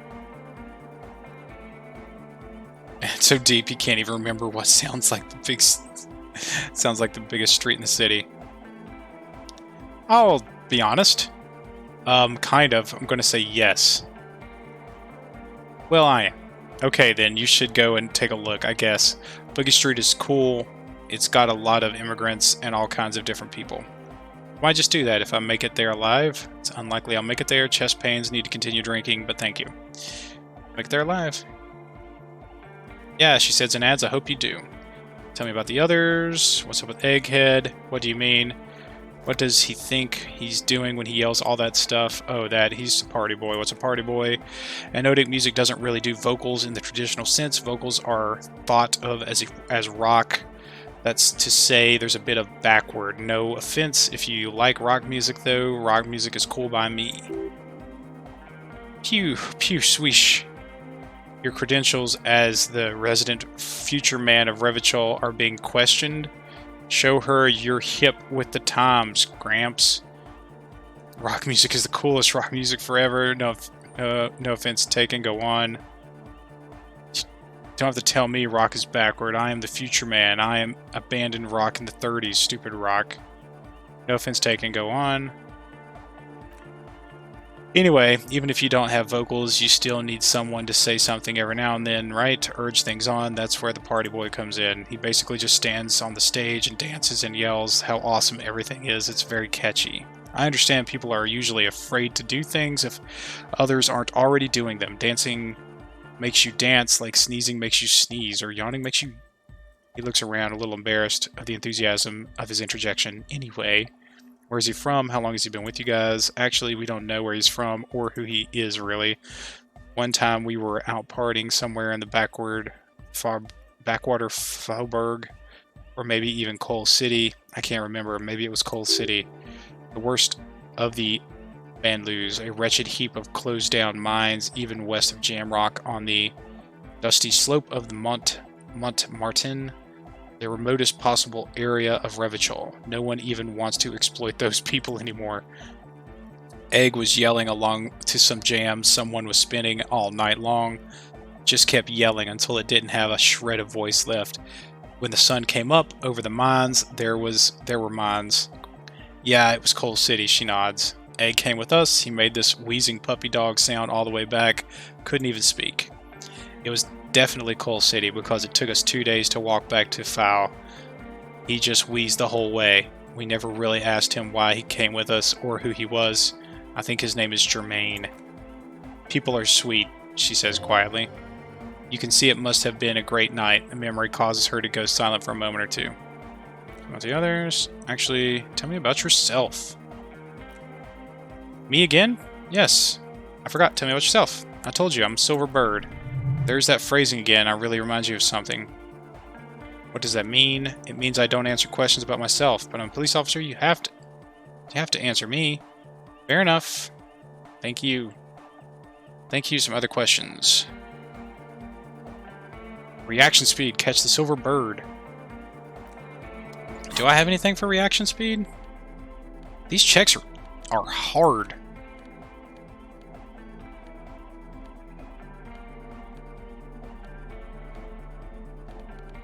That should be fairly decent at reaction speed, right? I mean, I don't have anything in it, but I've got a base 4. Bonus from thoughts, I'm at a 5.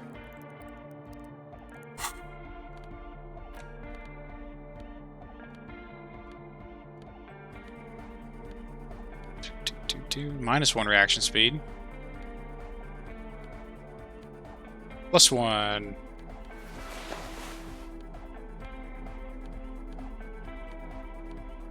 Yeah, I thought, okay, so I'm here.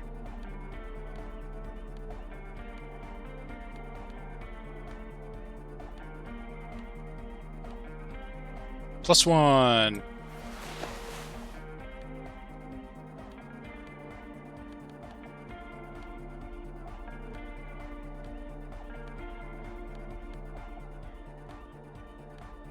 Okay, that gives me +2. Welcome back. It's an even roll.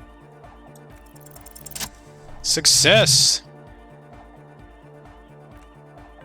What is Zemilki, the Graden community in Revachol, call a person who never breaks under interrogation? It's an organized crime term. Oh, Passar de Argent. I remember now. It's a Zemelsky term for someone who won't break under. Excuse me? She casually brushes her hand through her hair. She's attempting to remain calm, but the phrase made her flinch. I remember now. It's a Zemelkia term for someone who won't break under questioning, an organized crime term. What do you mean? The silver bird. All right, she concedes. My father was Zemelkia. He died years ago. He was a bad man, not a lot of good things to say about him and what he did. He bought the family a huge house, so we got to live, at least temporarily, in a giant castle in Jamrock, and then he died. What happened next? What do you think? The competition came, took everything away. It was like in a war zone. She's gritting her teeth. So after his death, we had nothing left, and we were in danger. My mother had to change her name, mine too. We left it all behind. Are you sure about that? What about this drug lab plan? It was a stupid idea, and I'm still disappointed I came up with it. Aren't there any local authorities who might look down on such activities? I took that into account, of course, coordinated with the operation with the Deberdowers, else they might get unhappy. So what you're saying is Everett authorized this. Not in person, but I let them know. You can't do anything without the fat ones getting wind. It wasn't too difficult to convince them, really. It's a good thing you ended that mess, though. I felt I was turning Dad-wise into a corrupt business person. Unpleasant. Come on, this is all fine, but you don't have anything on Everard now. That's not how these things work. We should confront Everard about this. Maybe we can manipulate him using the information. Yeah. No, I don't think it would lead anywhere with Everard. He's just going to deny it. Yeah, she really draws out the word. Have you seen Everard?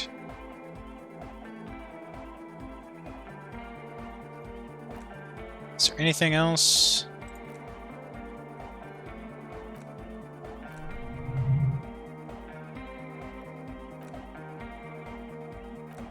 Okay, so that's all. I thought we had a couple more.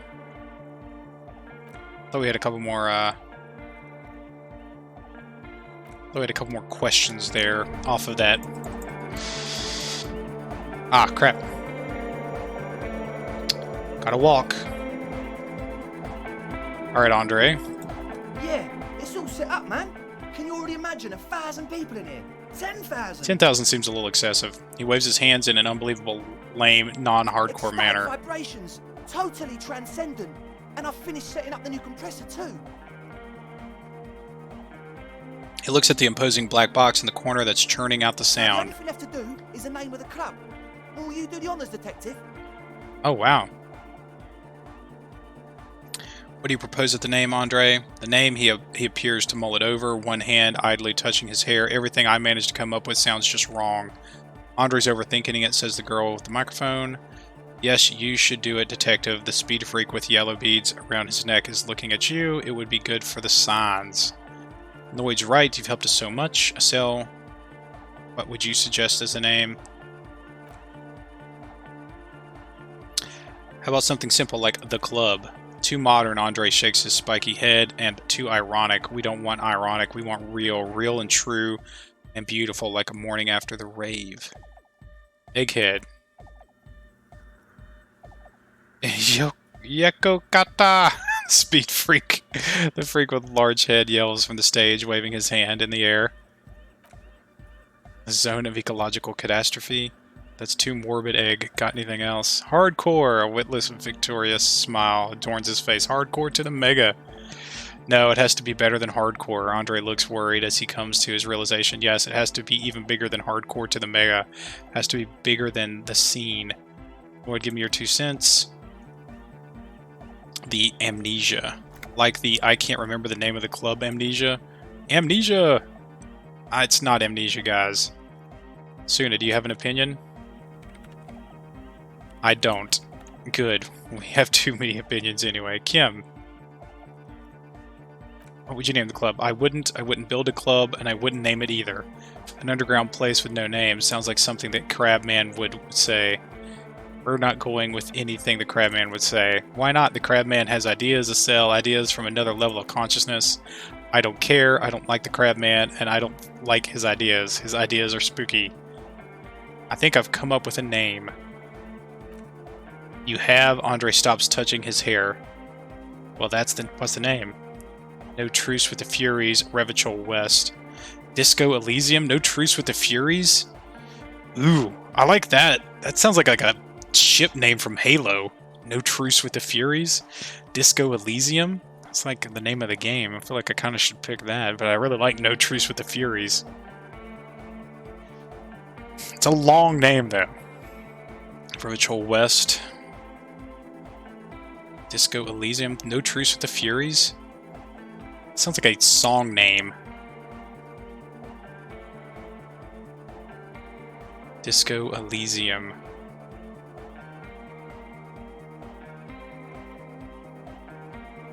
I'm gonna go with No Truce with the Furies. I really like that. What does that mean? It's too long. No one's going to remember it on a Friday night. No truce. Oh, thanks for the... That's really cool. Bleb. I'll just call you Bleb if that's okay. No Truce with the Furies was the in-production name of the game. That's so cool. That's really neat. Egg's right. They can call it... Egg's right. They can call it No Truce if it's too long. At least it stands out from the others. It evokes something. And yet mysterious, he looks around the church as light beams wash over the dance floor, bathing in violet blue. Oh, cool. It's settled. Everyone, welcome to No Truce with the Furies. There was another reference to that when you had to name the case with Kim. Oh, I think you're right. I do remember that. I didn't realize that. I don't remember what I named this case. Maybe the Hanged Man, something boring. Andre breaks into a frenzied dance-like motion to celebrate the names. Someone turn up the beat. Observe his movements. What are you doing, Andre? I'm dancing. He performs yet another strange pattern of moves, but it doesn't look very cool or modern. Honestly, it looks kind of lame. So I'm guessing you've played this before, Bleb? This is my first playthrough, so I've been enjoying it pretty well, though. Took a little while to get used to it, but now that I've gotten into the game, really enjoying it. That soft core gyrating is supposed to be dancing? We should talk about it. We should talk about your so-called dancing. Yes, my man. He jumps up and down with glee, his movements punctuated by the stroboscopic flash of the club lights. Talk, what is there to talk about if you can express yourself with moves? Physical instrument. Audio waves thump against your rib cage. The speaker setup makes everything sound much better, but the beat is still so weak. No words, just dance. I'm going to ask you, what's with the hair? It's to express my individuality. Is that a bald spot? It's hard to tell if for sure if it's fused together with spikes, but it looks like he's balding. It's important for you to be individual. Of course. Otherwise, I'd just be another Poor guy with no education and no money. General issue, man. Now I'm all that, and I have radical spikes. I'm not gonna call out his bald spot. That just seems mean. Fair enough. He looks at the molten toothbrush. Maybe it was a bad idea anyway. Alright, well maybe we'll talk about his bald spot if he's gonna say that. Or because I'm balding, yes, I want to fuse the remains of my hair together before it leaves me. I want to show my hair I don't have to give a fuck how old you think I am. I'm 20. How old are you? Not 20. Fair enough. That's funny. Alright, so we have a 5. Yeah. I thought I had a decent composure. I put 1 in composure. 4. Gosh, these checks are getting hard. Alright, so I'm going to guess I'm going to get another one if I find the base. So we're going to hold off on that. Dang, there's a lot going on in this, like, one little quest. This is a lot of talking. Ah, Bran, I didn't mean to do that. Church, the place to be! Make some noise, my church people! Large speakers are set up behind the young man, blasting a familiar song. Vibrations thump through your blue soul. The music sounds much better in the church. A hawthorn tree on Rue de Saint-Jazane tangled in its branches. Something bronze flutters in the wind. Wait, I already was there. He stands on stage behind table, nodding along the music and waving his hand in the air. In front of him, the audio mixture, one reel spinning. The other reel deck is empty. Cables run hither and thither. On one side, you see an auxiliary line in with the number 4.5 written next to it. How do you like the church? Yeah, back to the case. No disgrace. He pumps his fist in the air. Bring it down to party place. The first page of the second chapter, his voice echoes all around the grand hall. Could it be, maybe for him, you only have a chapter or 2 left in you? Last of the penultimate, more like. Hey, can you please route Sonic signal through your speakers? To the Mega, yeah, he gets serious. I can route it through auxiliary. What kind of cable? Is it 3.5 or 4.5? It's 3.5, no doubt about it. It's on the ground. Point to it. Oh, she uses 3.5. An uncomfortable pause follows. Yeah, the auxiliary line is 4.5. These two don't mix. Oh no, the lieutenant closes his eyes. We're going to be in this church forever. Don't worry, I have an adapter for it right here. He searches for the cable on the ground, picks it up, looking at the jack. Hang on, this is a 4.5. We're all good, people. With a grin, he sticks the plug into the auxiliary line in. Hear a satisfying click. Woo! Thank God, adapters noticeably degrade the sound quality. Great, someone got through to him. Okay, let's get it all set up. Can we turn the music off, please? Egg the music. Everybody, don't panic. I'm going to turn off the Arno for just a second, the young man shouts as he clicks a switch on the mixer for a special scheduled event. The Arno will be back, but we're doing something else for one moment. He turns to you. All right. Go tell her that Egghead is ready to rave her tunes. Then I'll turn off the music. All right, thanks, buddy.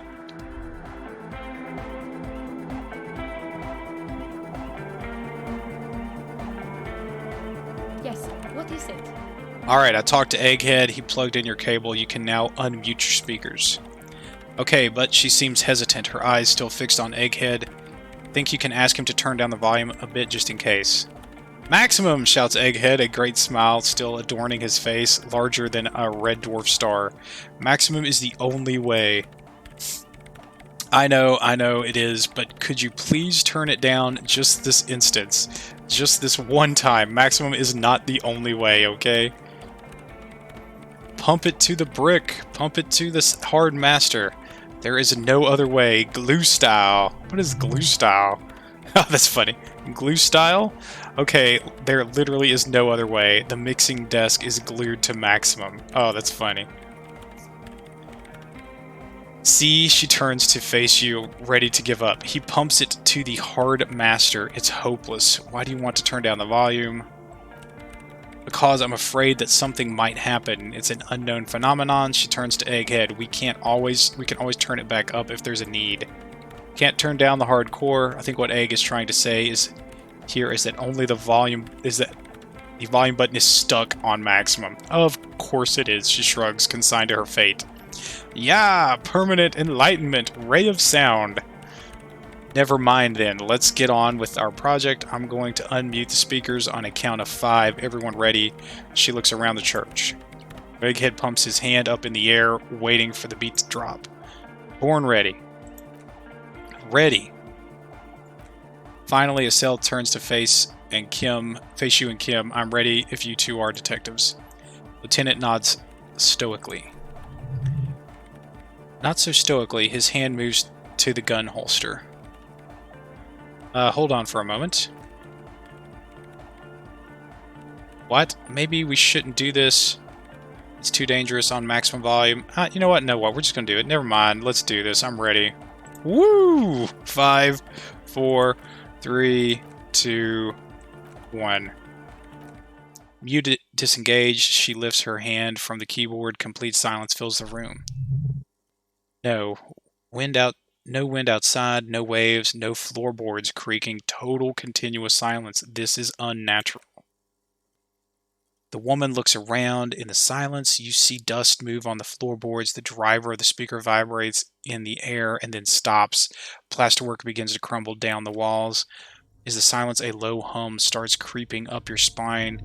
It's a song inside you. Not in the speaker. Not in the speakers, not in the room. A great bass sigh in the basement of your mind. Slowly it builds until the air around you starts to vibrate. It's out there now in the world, made manifest. It will devour everything. Guys, what's going on? There's an alarm in the man's voice as he steps back to scan the surroundings. A slight rattle, like crystal clattering in the cupboard, fills the air, joining the chorus. So the fragile world is about to break. It's getting louder, says Noid, his eyes riveted on the strange circle on the water basins. In the basins, the water looks like it's boiling. Hoizana, mother of Mega, you hear Egghead yell. Then something else, but his voice is growing faint. Hey, what's that weird rattling sound? It was in me at first. I've never heard anything like this hardcore in my life. Never heard anything hardcore. The beauty and the beat. The future of dance. Planetary. No egg. It's the window. The glass shards around Dolores Day's vacant heart. Oh no! Appear to be vibrating from the sound. It almost looks as if she's alive. The corner of your eye, the lieutenant steps aside cautiously, his eyes searching for a possible evacuation route. The window is going to come down. Oh, that's sad. No, the roof. She looks up. A screech fills the air as a scream of wood and nails. The pillars of the church twist and creak above and around you. Cracks appear on the stained glass window. Cracks run up the wooden pillar in the dark. Come down to us, love. It's shaking the building's foundation. The floor twists. A great pulse arises in your flesh. That's it. I'm muting it. She reaches for the keyboard. Oh, I want to dance. Start tapping your foot. Everybody don't panic. It's beautiful. Oh, I want to dance with somebody. Everybody don't panic. It's beautiful. Okay, yeah, let's start tapping our foot. I want to feel the heat with somebody. Shit, it doesn't stop. The woman is furiously pressing down on the keyboard, but the sound doesn't stop. Estelle, have you? Yes, I've turned it off, she yells, holding the contact mic in her hand. Andre, pull the compressor. This place is going to come down. Andre frantically smashes the buttons. I can't shut it up. The signal's passed. It's not in here. It's in the mixing desk now, building into a positive feedback loop. This is it. A great roar. The vault of the roof twists above you. Glass shatters somewhere near the door. It's coming down. Oh man, Egghead, it's in the desk. And then it stops, totally and utterly as if there was never a sound, only your ears still ring from the shock. Everybody is staring at Egghead, holding a tangling cable in his hand, a black 3-pin connector. Egg! I pulled the plug, he says calmly. It was getting too hardcore. You did good, Egg. Andre breathes a sigh of relief and inspects the window. Most of the place seems to be intact. Tell me you were recording that. 4 years, the woman whispers. 22 people, millions of reals, all this time. This is what we were up against. Just erased it. Her lip trembles. Sulisol isn't going to believe this. Yeah, but did you record it, though? It was dope. I think we can use it. Yes, Andre, she composed herself, wipes the dust off her sweater, and rests her hands on the keyboard. I recorded it. Damn, I need to send some letters now. Thank you all for doing this. Eggman, you two, and you, officer. She turns to you. I don't know what we've discovered, but I know what it sounded like. That's a start. Kim, did you hear that? It was very hard not to. I think you're right, he turns to the woman. There is something going on here, and you need to be very careful with it. I promise, officer, we will not play it again. What was that? I've never heard anything like that. It was mathematical information from an anomaly presented as a waveform. That's what it was, technically. Theoretically, she shakes her head. I have no idea. I've never even heard of anything like this. Her voice seems muffled. In the silent church, it's your ears adjusting after the exposure. You're going to write Sulislaw? Yes, our lead designer, and maybe some of the producers too, and some of the writers, if they're sober enough to open a transmission, they need to hear. They need to hear about this. Don't worry, I won't send the recording, although I doubt they have the speakers to produce the frequency anyway. What happens now? Are you going to... Stay here, she cuts you off, her deft fingers already on the keyboard. I'm going to stay here with these lunatics, send letters, maybe meet Sulislaw, also devise further measurements. I want you to know that that's totally chill with us. I don't care, she blurts, then reconsiders, but thank you anyway. Now her hands move on the keyboard. I have a theory to come up with, some kind of preliminary explanation to all of this, or the letter will sound like I've lost my mind. Yes, and we have to get back to stabilizing Martinez, he breathes out, trying to shake off the tension, instead of demolishing it with loud bass noise of unknown origin. Some tiny hard thing lets go in your stomach. You're still alive. Form a theory of the 2mm hole in the world. Pale unknown? What is that? I wonder if I can come back to this, because I have pretty good logic. Yeah, I got an 8. I'm going to guess that's something that I'm going to come back to.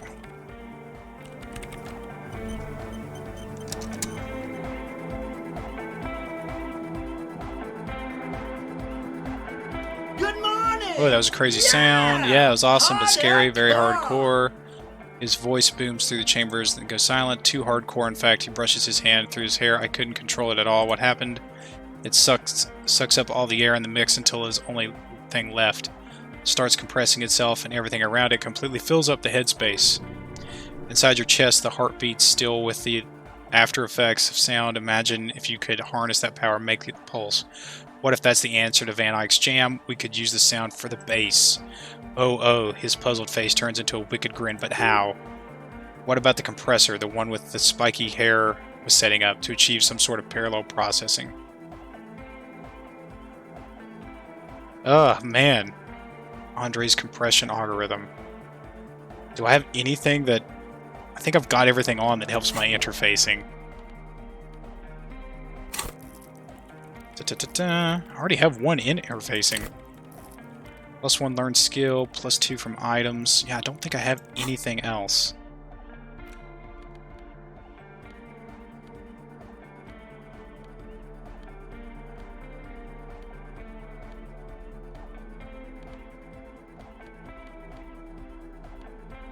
Be nice just to get like a +1. Oh, well, I've already got a +2 in my gloves. Can I put more gloves on, please?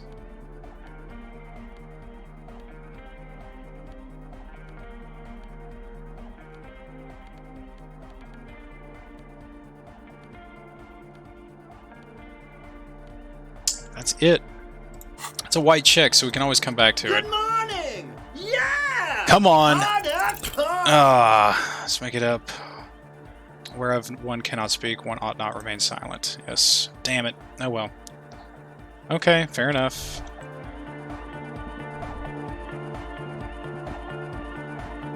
Oh, hey, man. It's good to see you.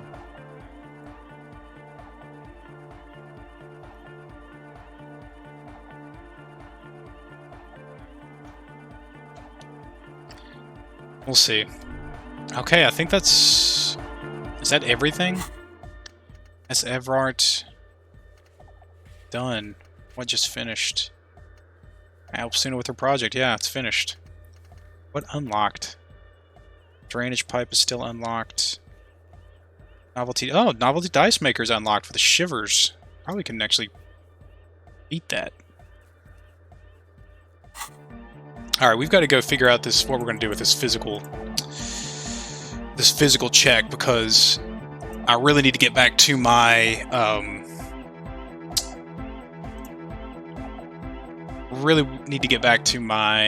thought cabinet that I am putting off right now. The problem is the physical instrument. If I roll it, it's going to lock me out, which means I won't have to do drugs to raise the cap, and I really don't want to do that. I've got 1 point available. I've actually maxed it out. Ay, 42%. So, but I do have this, which I think will let me raise that. But I really didn't want to drink anything. So it's really kind of like a... It's just like just go held? Is that how that works? Now that you would know, piss tastes like, it's just a guess. The label says it's made in Revachol. We'll take a real quick break. I'll be right back. We'll decide what we're going to do. What do you guys, anybody in the chat have any opinions? You guys, what do you think I should do? Should I use this, actually drink, and kind of go against what I've been saying, like the Hulk coming out to solve a problem, or stick to my guns, don't do it, and just roll the dice one more time? Be right back.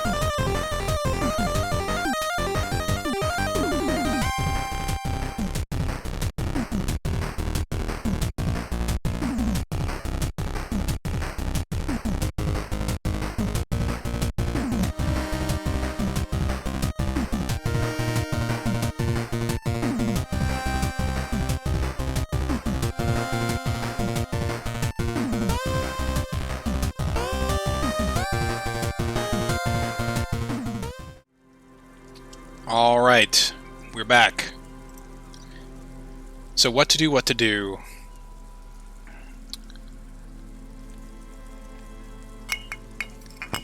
How do you use this is the question.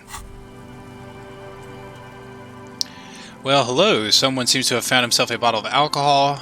Here's where the magic happens. Look at the bottle. What's a solid can of mass-produced piss water? Well, over 10% alcohol. This is so-called beer. Pop it open before it gets too warm. Wow. The gods of mass production have made this alcohol container laughably easy to open. A child could have done it. Yeah. No, I'm not going to do it.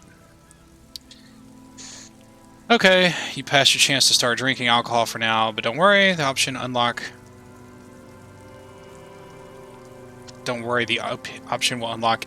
Becomes available again in 2 hours. Oh wow, so... Yeah, we've come this far. We're trying to like rebuild Harry.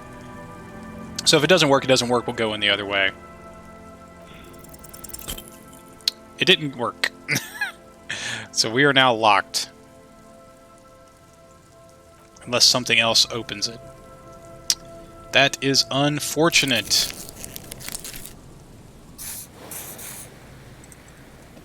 Dang, really hope that worked, but kind of gonna try to stick to our principles here.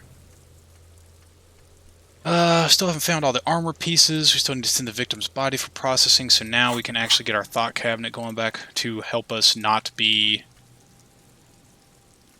That's not it. That's not it. Oh, it's right here. Wasteland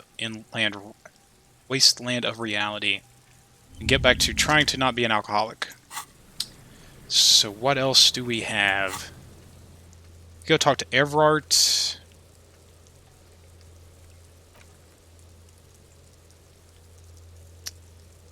Or find another way into the failed building. We could run and talk to Everart. I mean, I haven't really looked around the failed building. I really kind of hate that we failed that, but it is what it is. I don't see a way over here.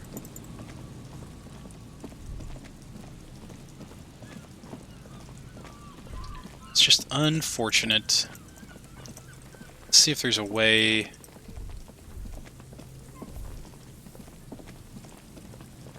Is there another way in that I'm missing? I have a feeling we're going to be climbing that ladder.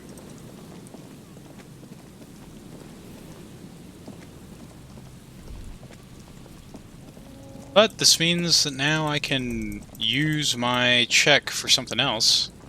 I can use my skill point. Let's go back. Let's go and confront Everard. We haven't been in the docks in a long time.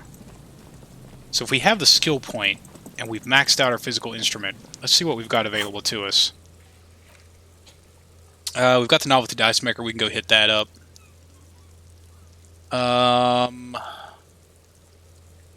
What's Gaston? Oh wow, that was like the give me your sandwich kind of thing. We can't trigger that again, unfortunately. Composure, interfacing, that's an egghead. App walls, I don't know how to trigger that again. What is that one? A godly one?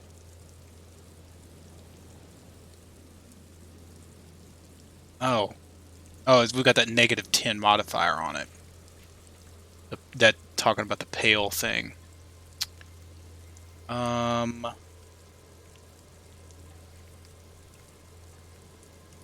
What is that one? It should be open. Oh, it's a red check. And I can't remember. I think it was interfacing. Which I think it was interfacing. Let's check out what this door is up here. I think it's... We're only going to get one shot at it, so... Man, these red checks are scary.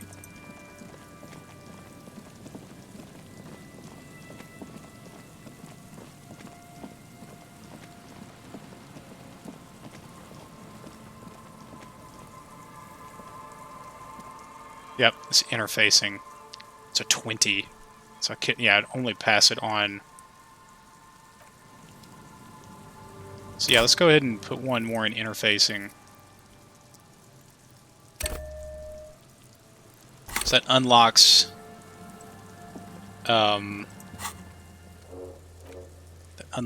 Egghead again. And go back and see if we can pump up the bass. And then we can head to Everart before we go in the failed building.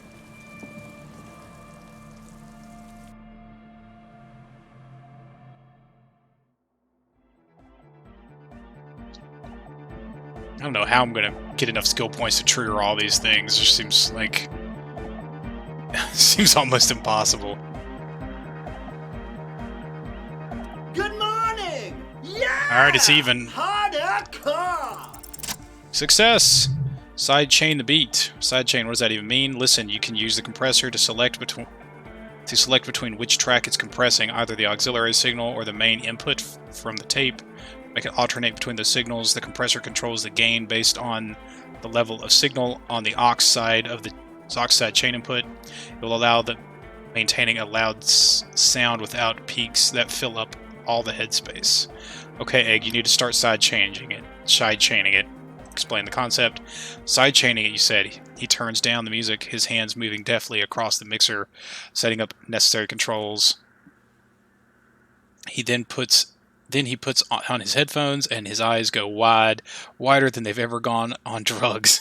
He starts jumping up and down with bliss, in total silence, still listening to his headphones. Hey, Estelle looks over from her microphone. What did you do to Egghead, cop man? Did you break him? I'm not sure.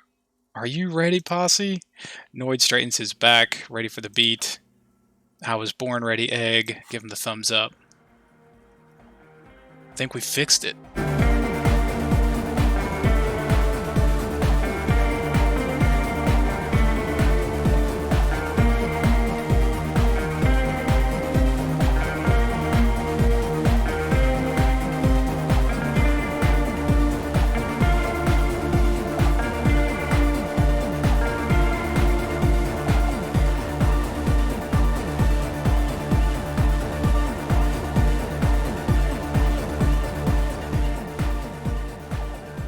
The audio assault is glorious. The speed freak dances on the stage, intensely waving his hand in the air.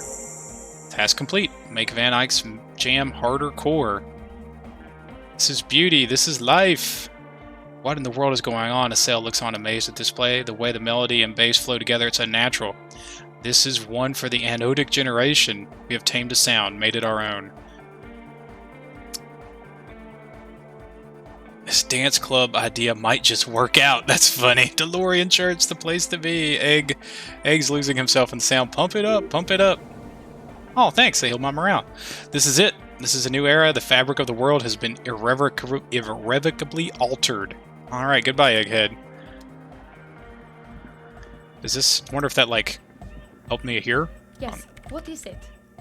Nope, pale unknown. I'm not gonna waste a roll right there. Although I think I do have some stuff I can put on to Hey, man, it's good to see you. higher quality audio, dance fever incoming, standard anti. Found the beat. Yes! You close your eyes and vacate your skull, leaving your brain to wonder, where did that little fluttering light go? Total darkness, you sink down the darkness. You sink down the darkest fathoms of your own personal deep.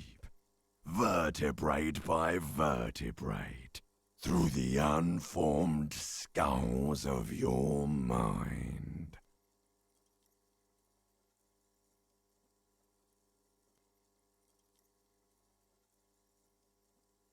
Here it will begin.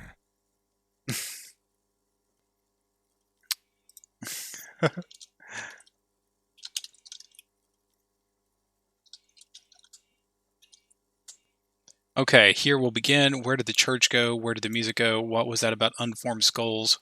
Where did the music go? Oh, don't worry. The music's still there. It's you who is gone. No, not really. Why can't I? No, really. Concentrate on hearing. Nothing. Just the immaculate silence of your spinal fluid. Electrified. It comes to you like a blue whale. You sense it stir, the tranquility of the deep. A single note of bass passing through, then it's gone back to El Silencio. This is where the beat plunged. It will resurface soon. Where did the church go? Who fucking cares? Good. I hate waking life. I hate this world. I hate and fear everything. All I want to do is dance. Please just let me dance. Good. No. Orgasme. I'm gonna let you in on a little secret. Every vertebrae What in is your happening? spine is an unformed skull ready to pop up and replace the old one.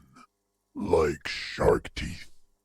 The one you're currently in has a little brain forming in it, waiting for its turn to rule the world. As it ought to be. Where is it? Oh my god, is that true? Who are you? I am the spinal cord. I'm ready. Good. Because from what I can see, it's about to bust a move. Oh yeah, bust a move. Foolhardy! Do you even know what's happening on the surface? Maybe 1,000 years have passed. Or maybe you started spazzing out like 2 seconds ago.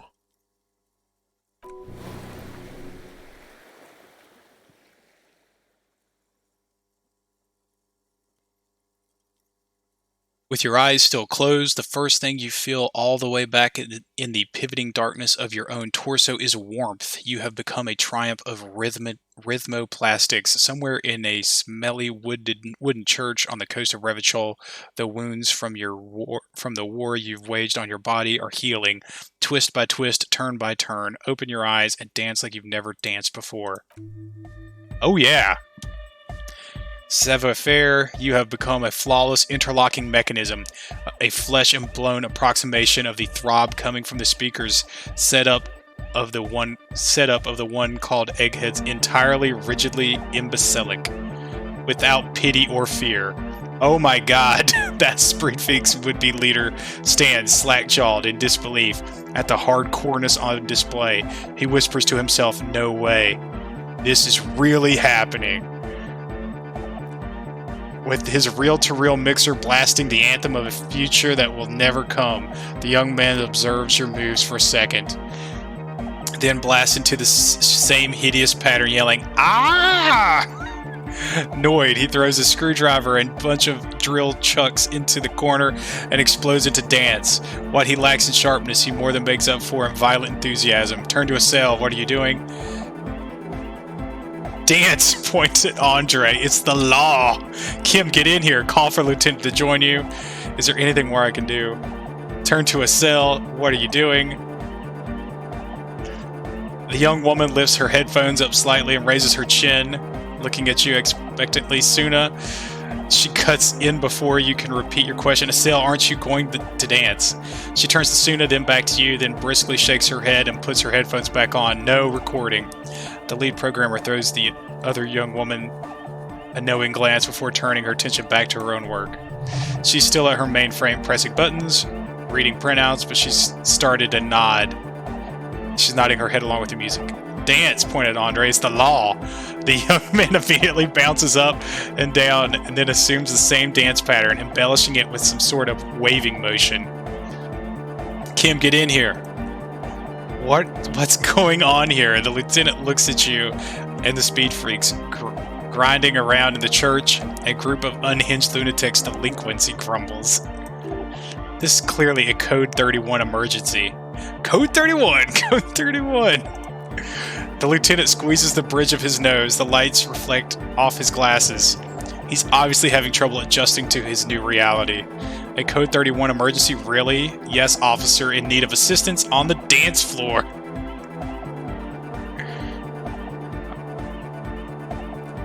The lieutenant crosses his arms with a bemused look. What's happening? The lieutenant is forced to yell over the futuristic music blasting from the speakers. I'm not doing anything. The music made its mind up a long time ago. I'm just implementing. I'm sorry, I know this looks crazy, but it feels too good to stop. I'm just implementing. Good for you. He looks around the church hall. Rock on, then. Somehow you managed to hear him sigh. Hey, I called you to dance. We ain't going anywhere before we tear shit up. I called you to dance. What? I did say there was an emergency on the dance floor, did I not? The emergency? Not enough Kim. That's it. Don't let the lieutenant leave without getting his core on. I can't change my clothes. I have some stuff that lets me get authority. I did say there's not enough Kim. Oh, come on. Come on, Harry. Okay, hang on. Wait, can I equip this and come back? I can't. This is an even roll. Come on, come on, come on. Damn it. Dance monkey. That's terrible. Excuse me. Dance. Oh, this is terrible. Oh, I pissed him off. That was terrible. He said some really bad stuff. Oh, this just ruined it.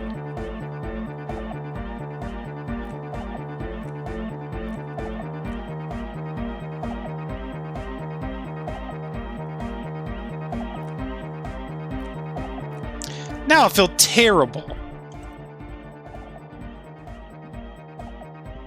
And I could have probably succeeded on that roll if I had the right clothes on. I think the boots give me like +2 authority. Yeah, that would have worked. Dang it, like the one time I play out of character. You better get out here and apologize to Kim. I can't believe you said that. What a terrible thing to happen. You were having such good fun together. It's colder outside than you were expecting. You see the lieutenant standing there, a small cloud of white escaping his mouth. He turns. I think... You think I made a mistake, but it's not on my fault, you know. Okay, scratch it. I definitely did. Yes, and the lieutenant stares impatiently. What are you, petulant child? He expects you to apologize. I'm not apologizing, and I'm sorry. Let me ask you something. He leans to inspect you. What do you see when you look at me? A binoclard? What in the world is it? Just a guy? What the hell's a How am I supposed to answer this question? Just a guy? A binoclard? What does that mean? What does a binoclard mean? Like, do I need to Google that? Like, this seems important. I don't want to piss him off.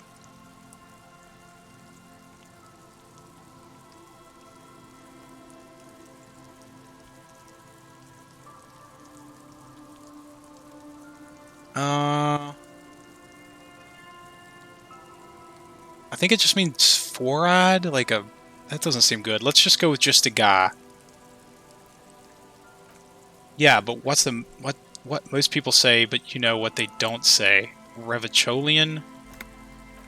I don't suppose anyone ever questions whether you belong here. Whatever your faults, you're solid detective. You're obviously Revacholian. I was born here. I grew up here. It's the only home I've ever known, and there's a good chance I'll die in the line of duty here too. But to most of my countrymen, I'll always be some kind of To me, you're my partner. For a moment, the lieutenant seems to be suppressing something uncomfortable, then he clears his throat. Lieutenant's not comfortable with emotional openness. He's eager to change the subjects. Well, good, because we are partners. Now, I have some personal matters I'd like to get in order. If you don't object, I'm going to leave the... You have got to be... I'm never going to get this body back to the morgue because I've pissed off Kim.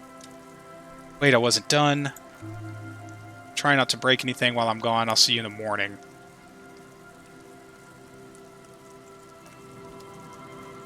Oh, man. This is terrible.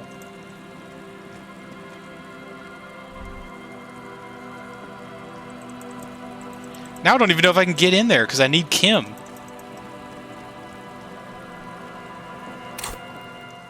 I feel so bad. Like, that's the only time I've wanted to, like... I don't even know what my last save was. Like, that's the only time I've ever wanted to restart in this whole game.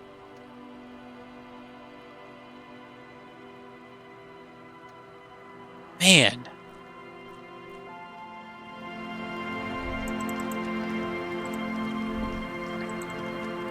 That sucks.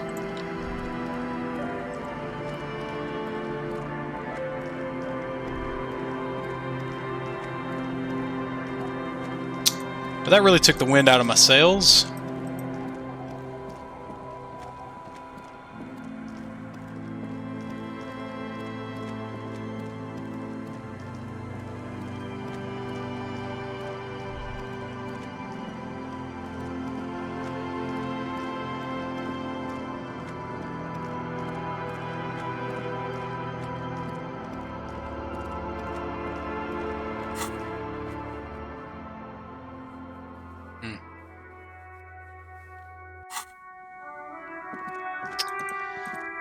That sucks. I'm just kind of gutted.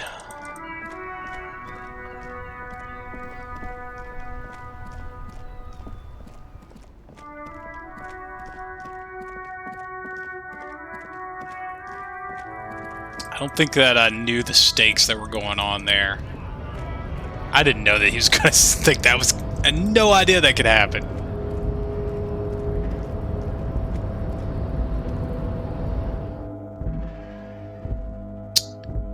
That sucks.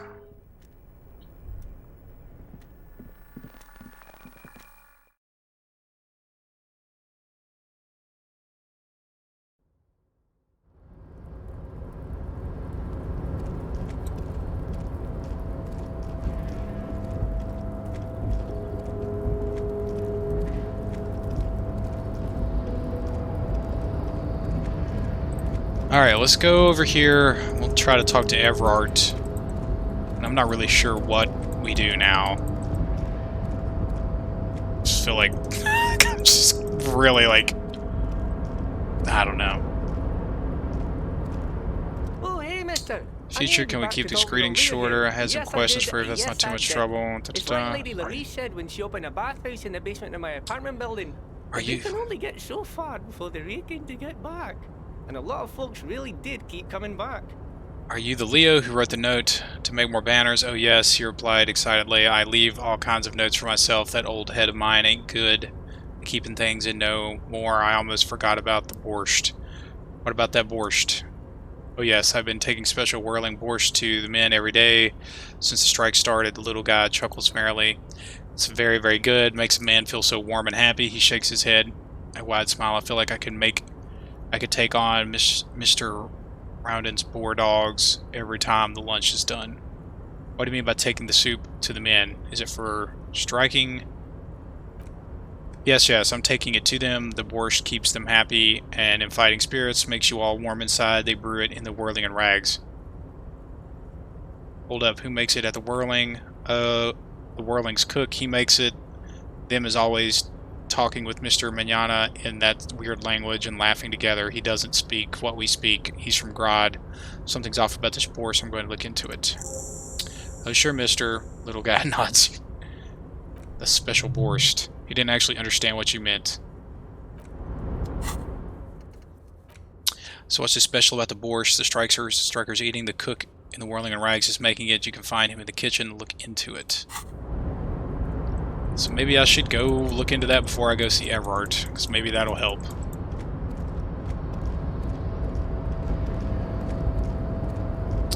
Ugh. Man. That was not good.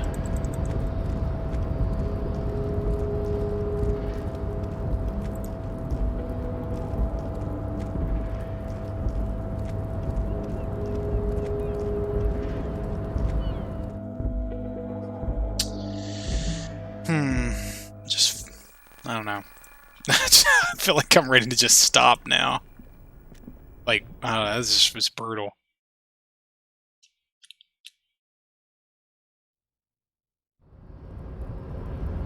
Alright, let's go to talk to the cook.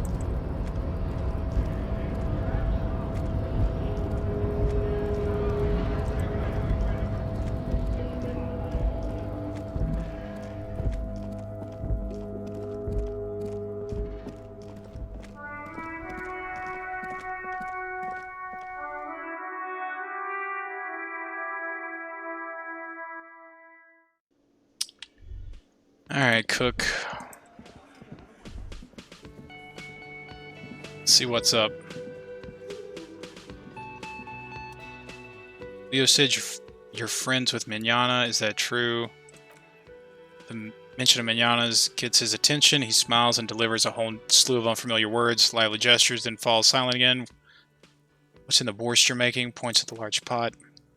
The man says a couple of sentences in that language of his and then seems to wait for you to speak. I'm pretty sure he asked you a question. He doesn't know your language. You can just say something in return.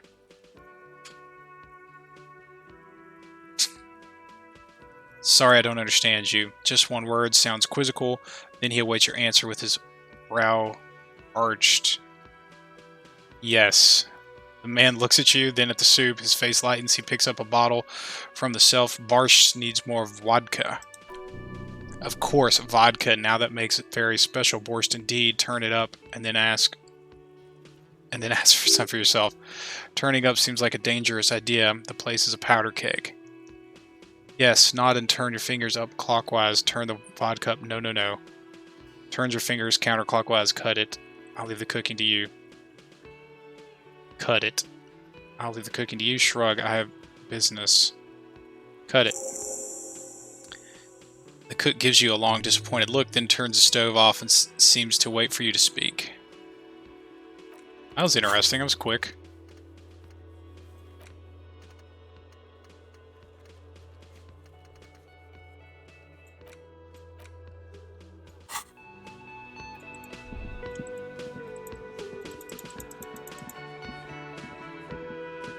All right.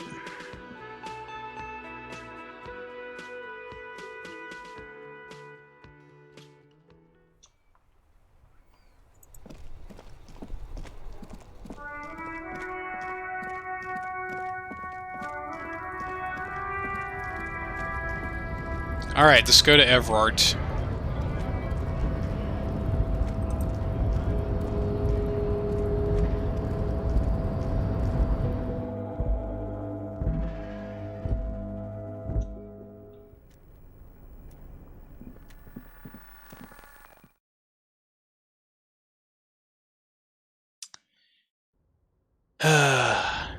I don't need to do something behind Kim's back because he's gone.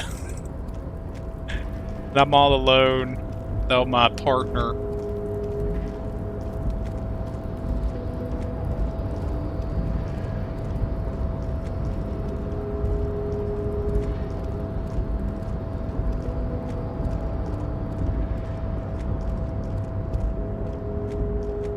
I didn't read that. I didn't read something in that text chain very well, and hopefully I didn't say something more stupid when I said that he's my partner. I thought that was like, we're all in this together. Sorry, man. This is not a fishing rod, is it? Oh, I could use that fishing rod. Mr. Dubois, every worker.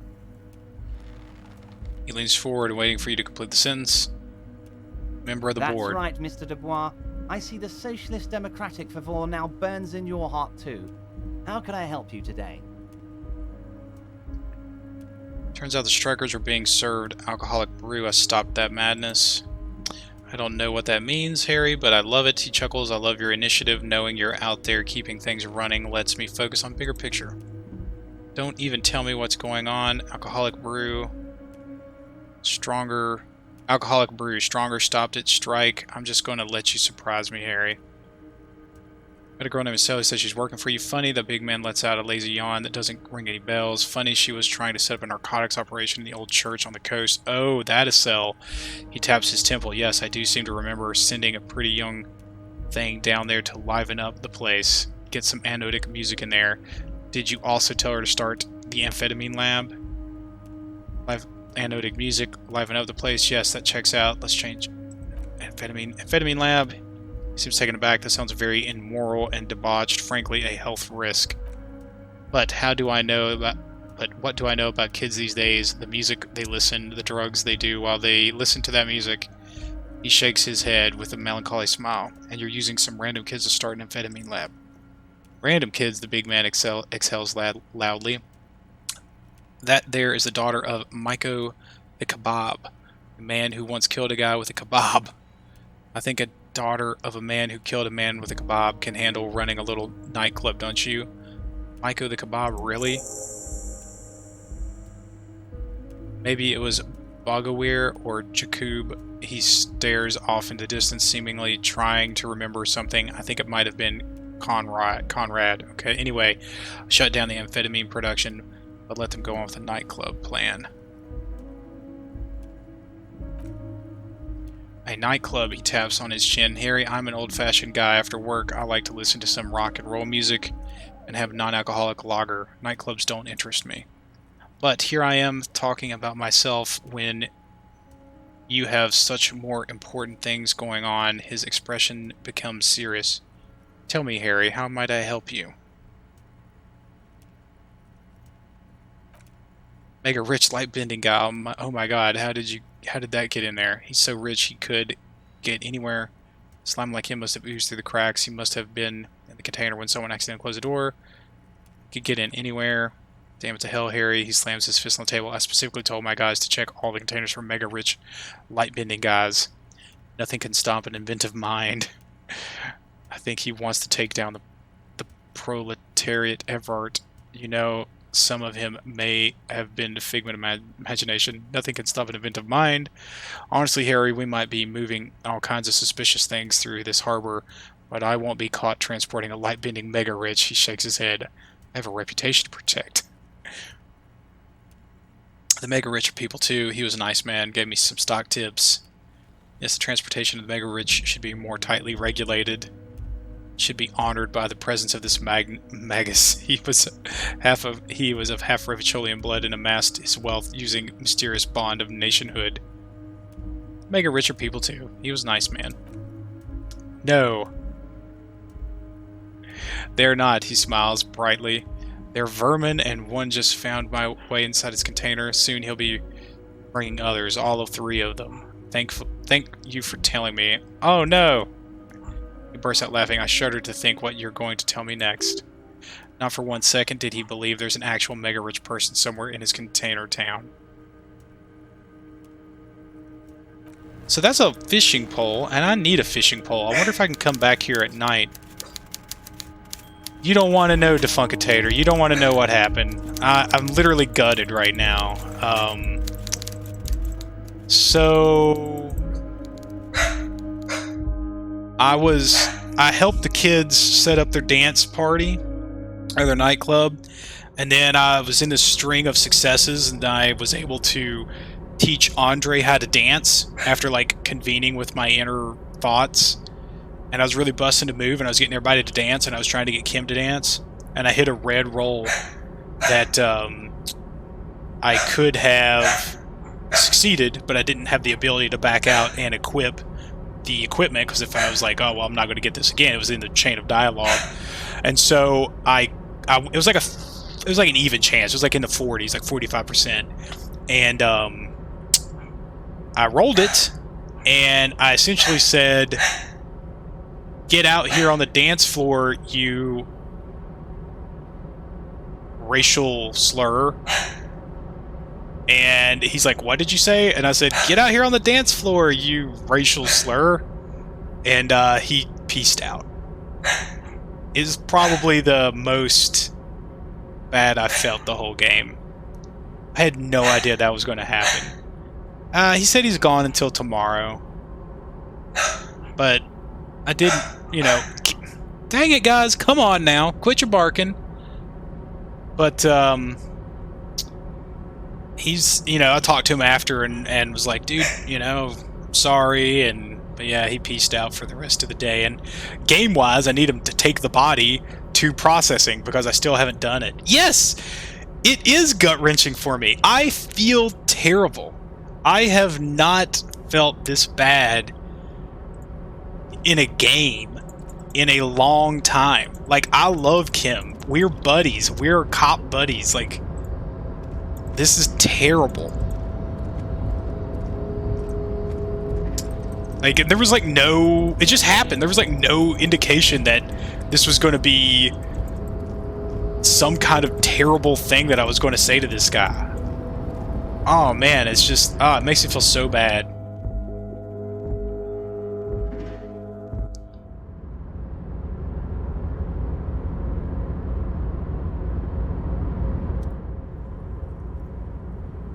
Oh, look at all that money. 8% chance. That's interesting. I mean, I have 5. Seems like it should be higher than that, but I'm not going to run the numbers. Yeah, you should go back and watch it. It's... I mean, I was really in the moment, and kind of thought about not doing it, but everybody seemed like they were having fun, and I was busting a move, and everybody was kind of getting into it in the whole church, and And then he just said this, and it's one of the things that kind of always, these games, these kind of choose your own adventure games, you kind of always run that risk of the choice you pick doesn't really convey what you want it to be.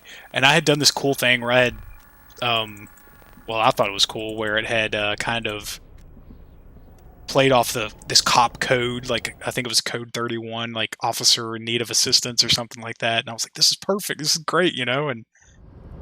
And yeah, it did not go over well. I feel terrible.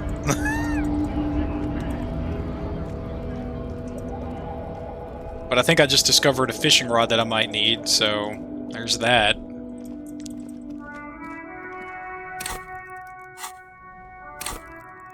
Do have a skill point. I could do the shivers check real quick while I'm here. Go ahead and maximize my shivers output. Ugh. Like, I kind of just want to stop. That's how I feel. Just kind of want to stop and game's over. Like, I feel like I betrayed Kim.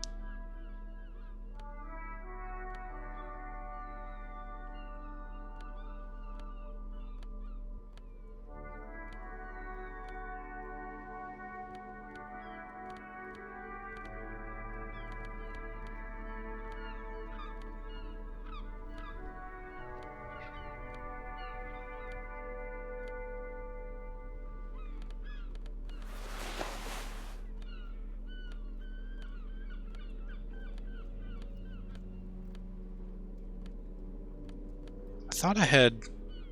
Yeah, I thought I had one more thing that increased shivers. I think that's it.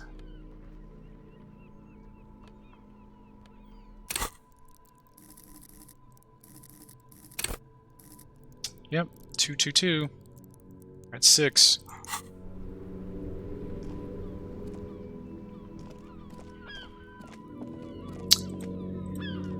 It felt like we were going to have a moment like we did when we were watching the car. Like, de-thaw or whatever, the tide come in. That's what it felt like. And then all of a sudden it just came crashing down.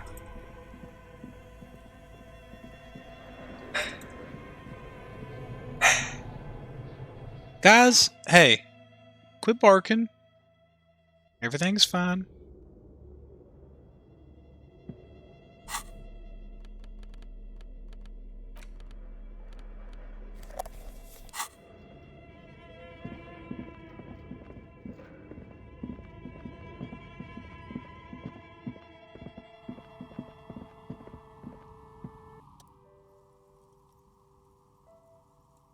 Found a 2mm hole in the world.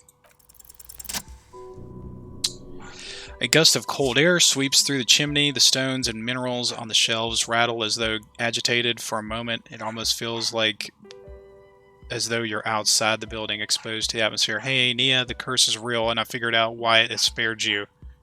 This is still a theory, but hear me out. I think I know what your business hasn't failed. Didn't we already talk about this? She asks as the wind continues to seep in through the cracks in the old chimney. It's because you're not in the same building as the others. This isn't technically the doomed commercial area. What are you talking about? She says, shaking her head. My address is exactly the same. Rue de Saint-Chassain 10. No, the old coal plant that used to be here was subsumed into the new venture. Its ruins swallowed up, yet it has a different address in the heart of the city. No, this used to be a coal plant. Touch the safety curtains, but you're in a chimney of another building. This does.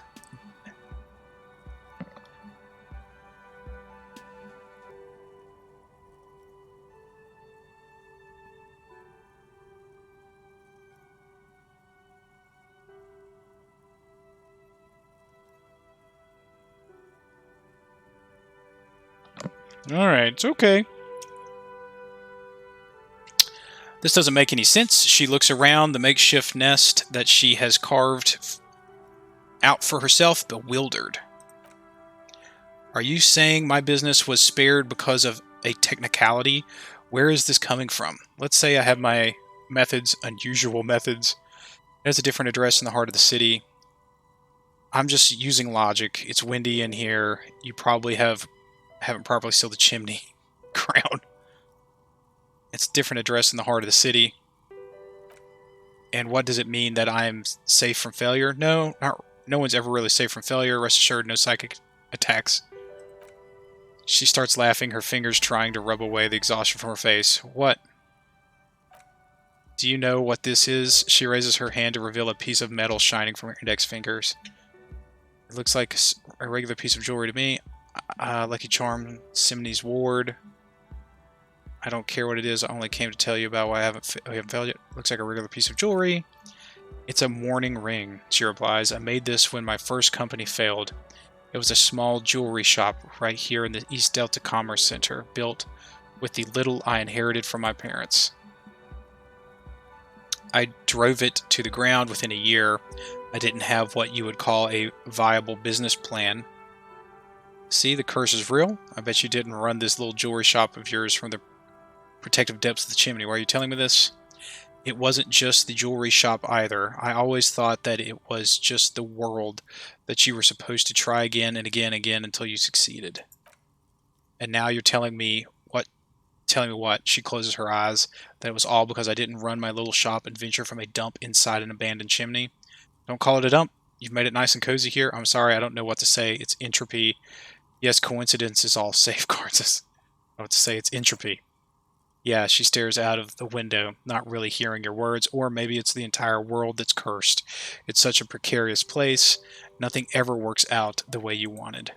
That's why people like role-playing games. You can be whoever you want to be. You can try again. Still, there's something inherently violent, even about dice rolls. It's like every time you cast a die, something disappears. Some alternative ending, or an entirely different world. She picks up a pair of dice from the table and examines them under the light. Precarious world. But anyway, thanks for sharing your theories, officer. She gives you a tired smile. I don't have enough options. Seems like the point of this game is victory, the absence of defeat of all fronts. Victory is a business venture and creative undertaking. Victory is in love and over other people. Political victory, ideological victory, hell, even sexual victory. Definitely a lot of object-based victories too. Having things and not losing them. One problem though, not a lot of victories in sight. Everyone's mostly losing. Why is that? And how do you not lose? Temporary research bonus, all red checks fail. Research times 4. That's actually a pretty cool thought. So I wonder if I could unequip stuff that I don't need.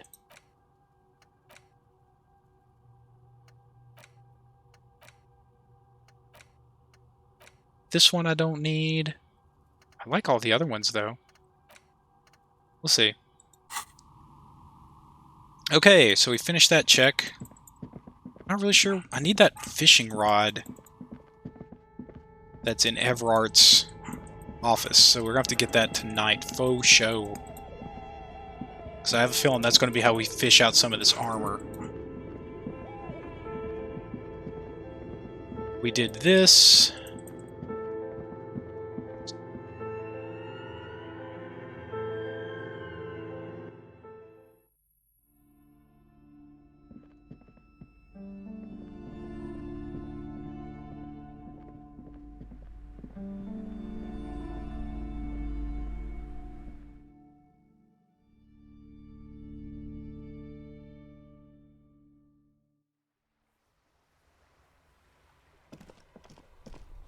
Okay, what do we got left? Actually, let me unequip the flashlight. Look for Ruby on the coast. Climb the ladder. So we've got that. Determine where the shot came from. That's linked to that. Not going to do that. Find the murder weapon. Haven't done that. Can't do that.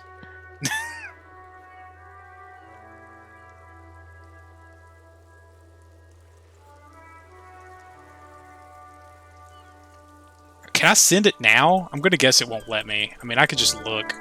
Maybe I could be like, hey, Kim, on your way back, can you take the body with you? I'm sorry I called you a really bad thing. But can you take the body? Please? It needs to get processed.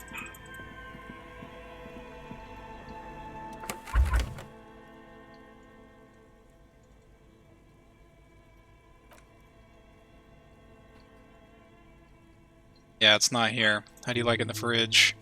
I like it a lot, brother. This really is your finest hour. You're a genius. Regular Copolangelo. Hey, well, it was worth it. I got 5 experience out of it. Ay, ay, ay. That stinks.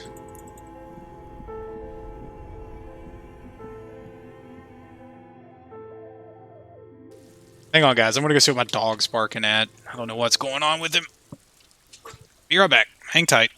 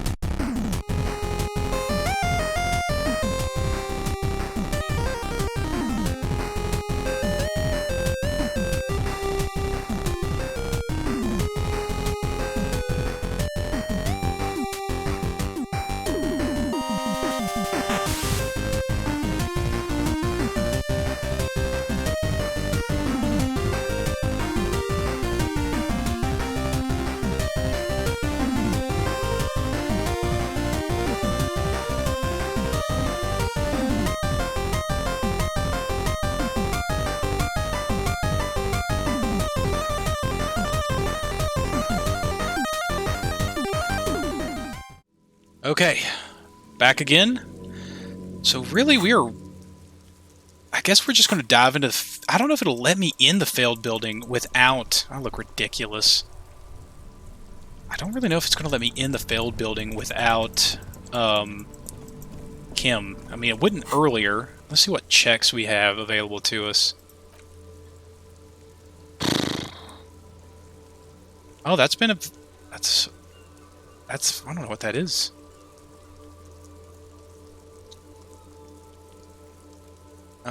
Those, I don't really think they're there anymore. Could try to get a date.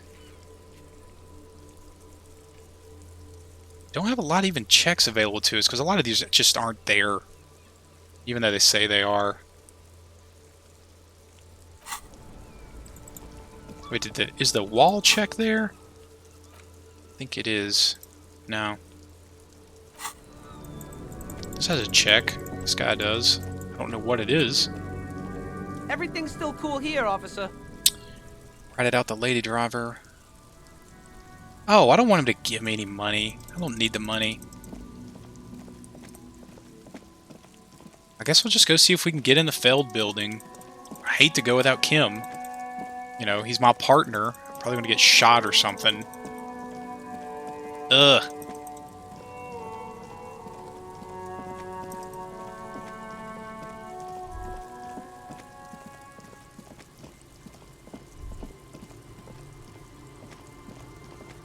I have nothing in my hands. Do I have anything that increases suggestion? I don't think I do.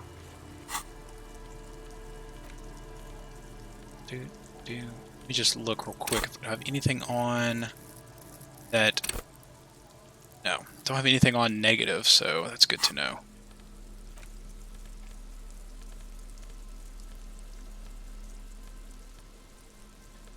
Looking for purple, empathy, volition, -1 suggestion.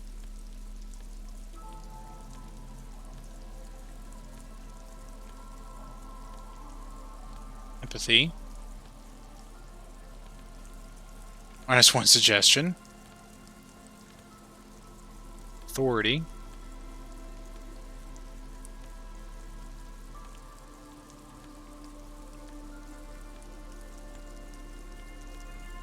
I don't know, I don't see it. I don't think I've got anything, so this is going to be like my... anything that increases suggestion. Aye, the sea's gonna calm down soon, I can feel it. The wind is turning south. Why is it my suggestion What's on your mind, officer? only a 2? Shouldn't it be... Do I have something over here? Suggestions of +1. Charm men and women. Bonuses from thoughts. So I should have +2. I have +1 from here. Oh, finger pistols are supposed to get... That do not count for actual weapons. Empty hand slots give you +1. So I should have 2 empty hand slots. Oh, maybe I only get... Bonus from thoughts is a +1. So I should have a plus... Oh, okay, well. I guess I have to have them both empty. That's not good. Oh, there's the boat. I haven't seen this person yet. I'll just Oh, it's keep the Joyce. cordially in the channel if that's okay. It's too shallow near the pier. She winds the mooring line around the post. Hi, ma'am. And it's a jetty, by the way. Of course, jetty. I prefer a good jetty to appear any day. Jetty. Something about the way she makes you want to sing. Jetty. Jetty. Oh, jetty. She responds It's good mournfully. to see you here, Detective. I only just arrived myself. What brings you here? Nothing, really. I've had my eye on this jetty for weeks now. So I decided to investigate it personally. This cluster of buildings isn't on any of the official maps, as far as I can tell. That, and she's also keeps an eye on you. Has she been spying on me? Spying has such a negative connotation. I did track your progress along the coast, however, and decided I would be better able to assist you from here. Oh, well, that's Then nice. there's the matter of that little scamp in old lady clothes. She threatened to paint the cordially red, like blood, you see. Well, I like it the way it is. Quite. So how do you like it here? How do I like it? She casts her gaze toward the village, slush melting on the cinder blocks, construction work left half finished 10 years ago. Water drips down caves, eaves of eternite. The jetty below her feet creaks to tune. Creaks to the tune. The smell of salt and dog shit in the background. It's pornographically poor. The street has no name. All the men are dead or missing. And is that the carcass of a motor carriage over there? Oh yeah, that's my car. I'm surprised that woman hasn't put me to the sword yet. Maybe she will. You should ask your questions while you can. Lilani, the dark eyes survey the coast leading up. Martinez, dull gray metal rests in her scabbard, a sword, the wind too loud for her to hear. Alright, politics time, let's react. You're right to be scared, this is your fault, you're in no danger. The working class have no idea what's happening to them, try not to be scared, this is just how a real city looks. This place is doomed. Yeah, try not to be scared, this is how the real city looks. Oh, I'm not frightened, officer, I'd never. She leans against the railing, looking up the gray sky. Above you there forms a quilt of altocumulus clouds twisting into each other. The wind tugs, stretches them over the bay. Their cloud shadows slide over the ruins of Rachel West. Wherever they pass, the temperature drops slightly, but perceptibly. Do you know how they discovered this place? The wind picks up, her raincoat flaps in the gust. The island? No, the Insulindian Osola.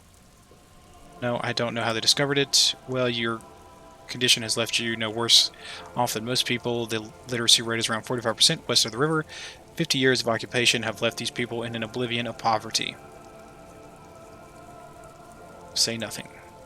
It's a pity most of these people will never know what this place means, this island of matter, or why they were ferried over in the first place. Remind me to tell you one day, she corrects the scarf around her neck for now.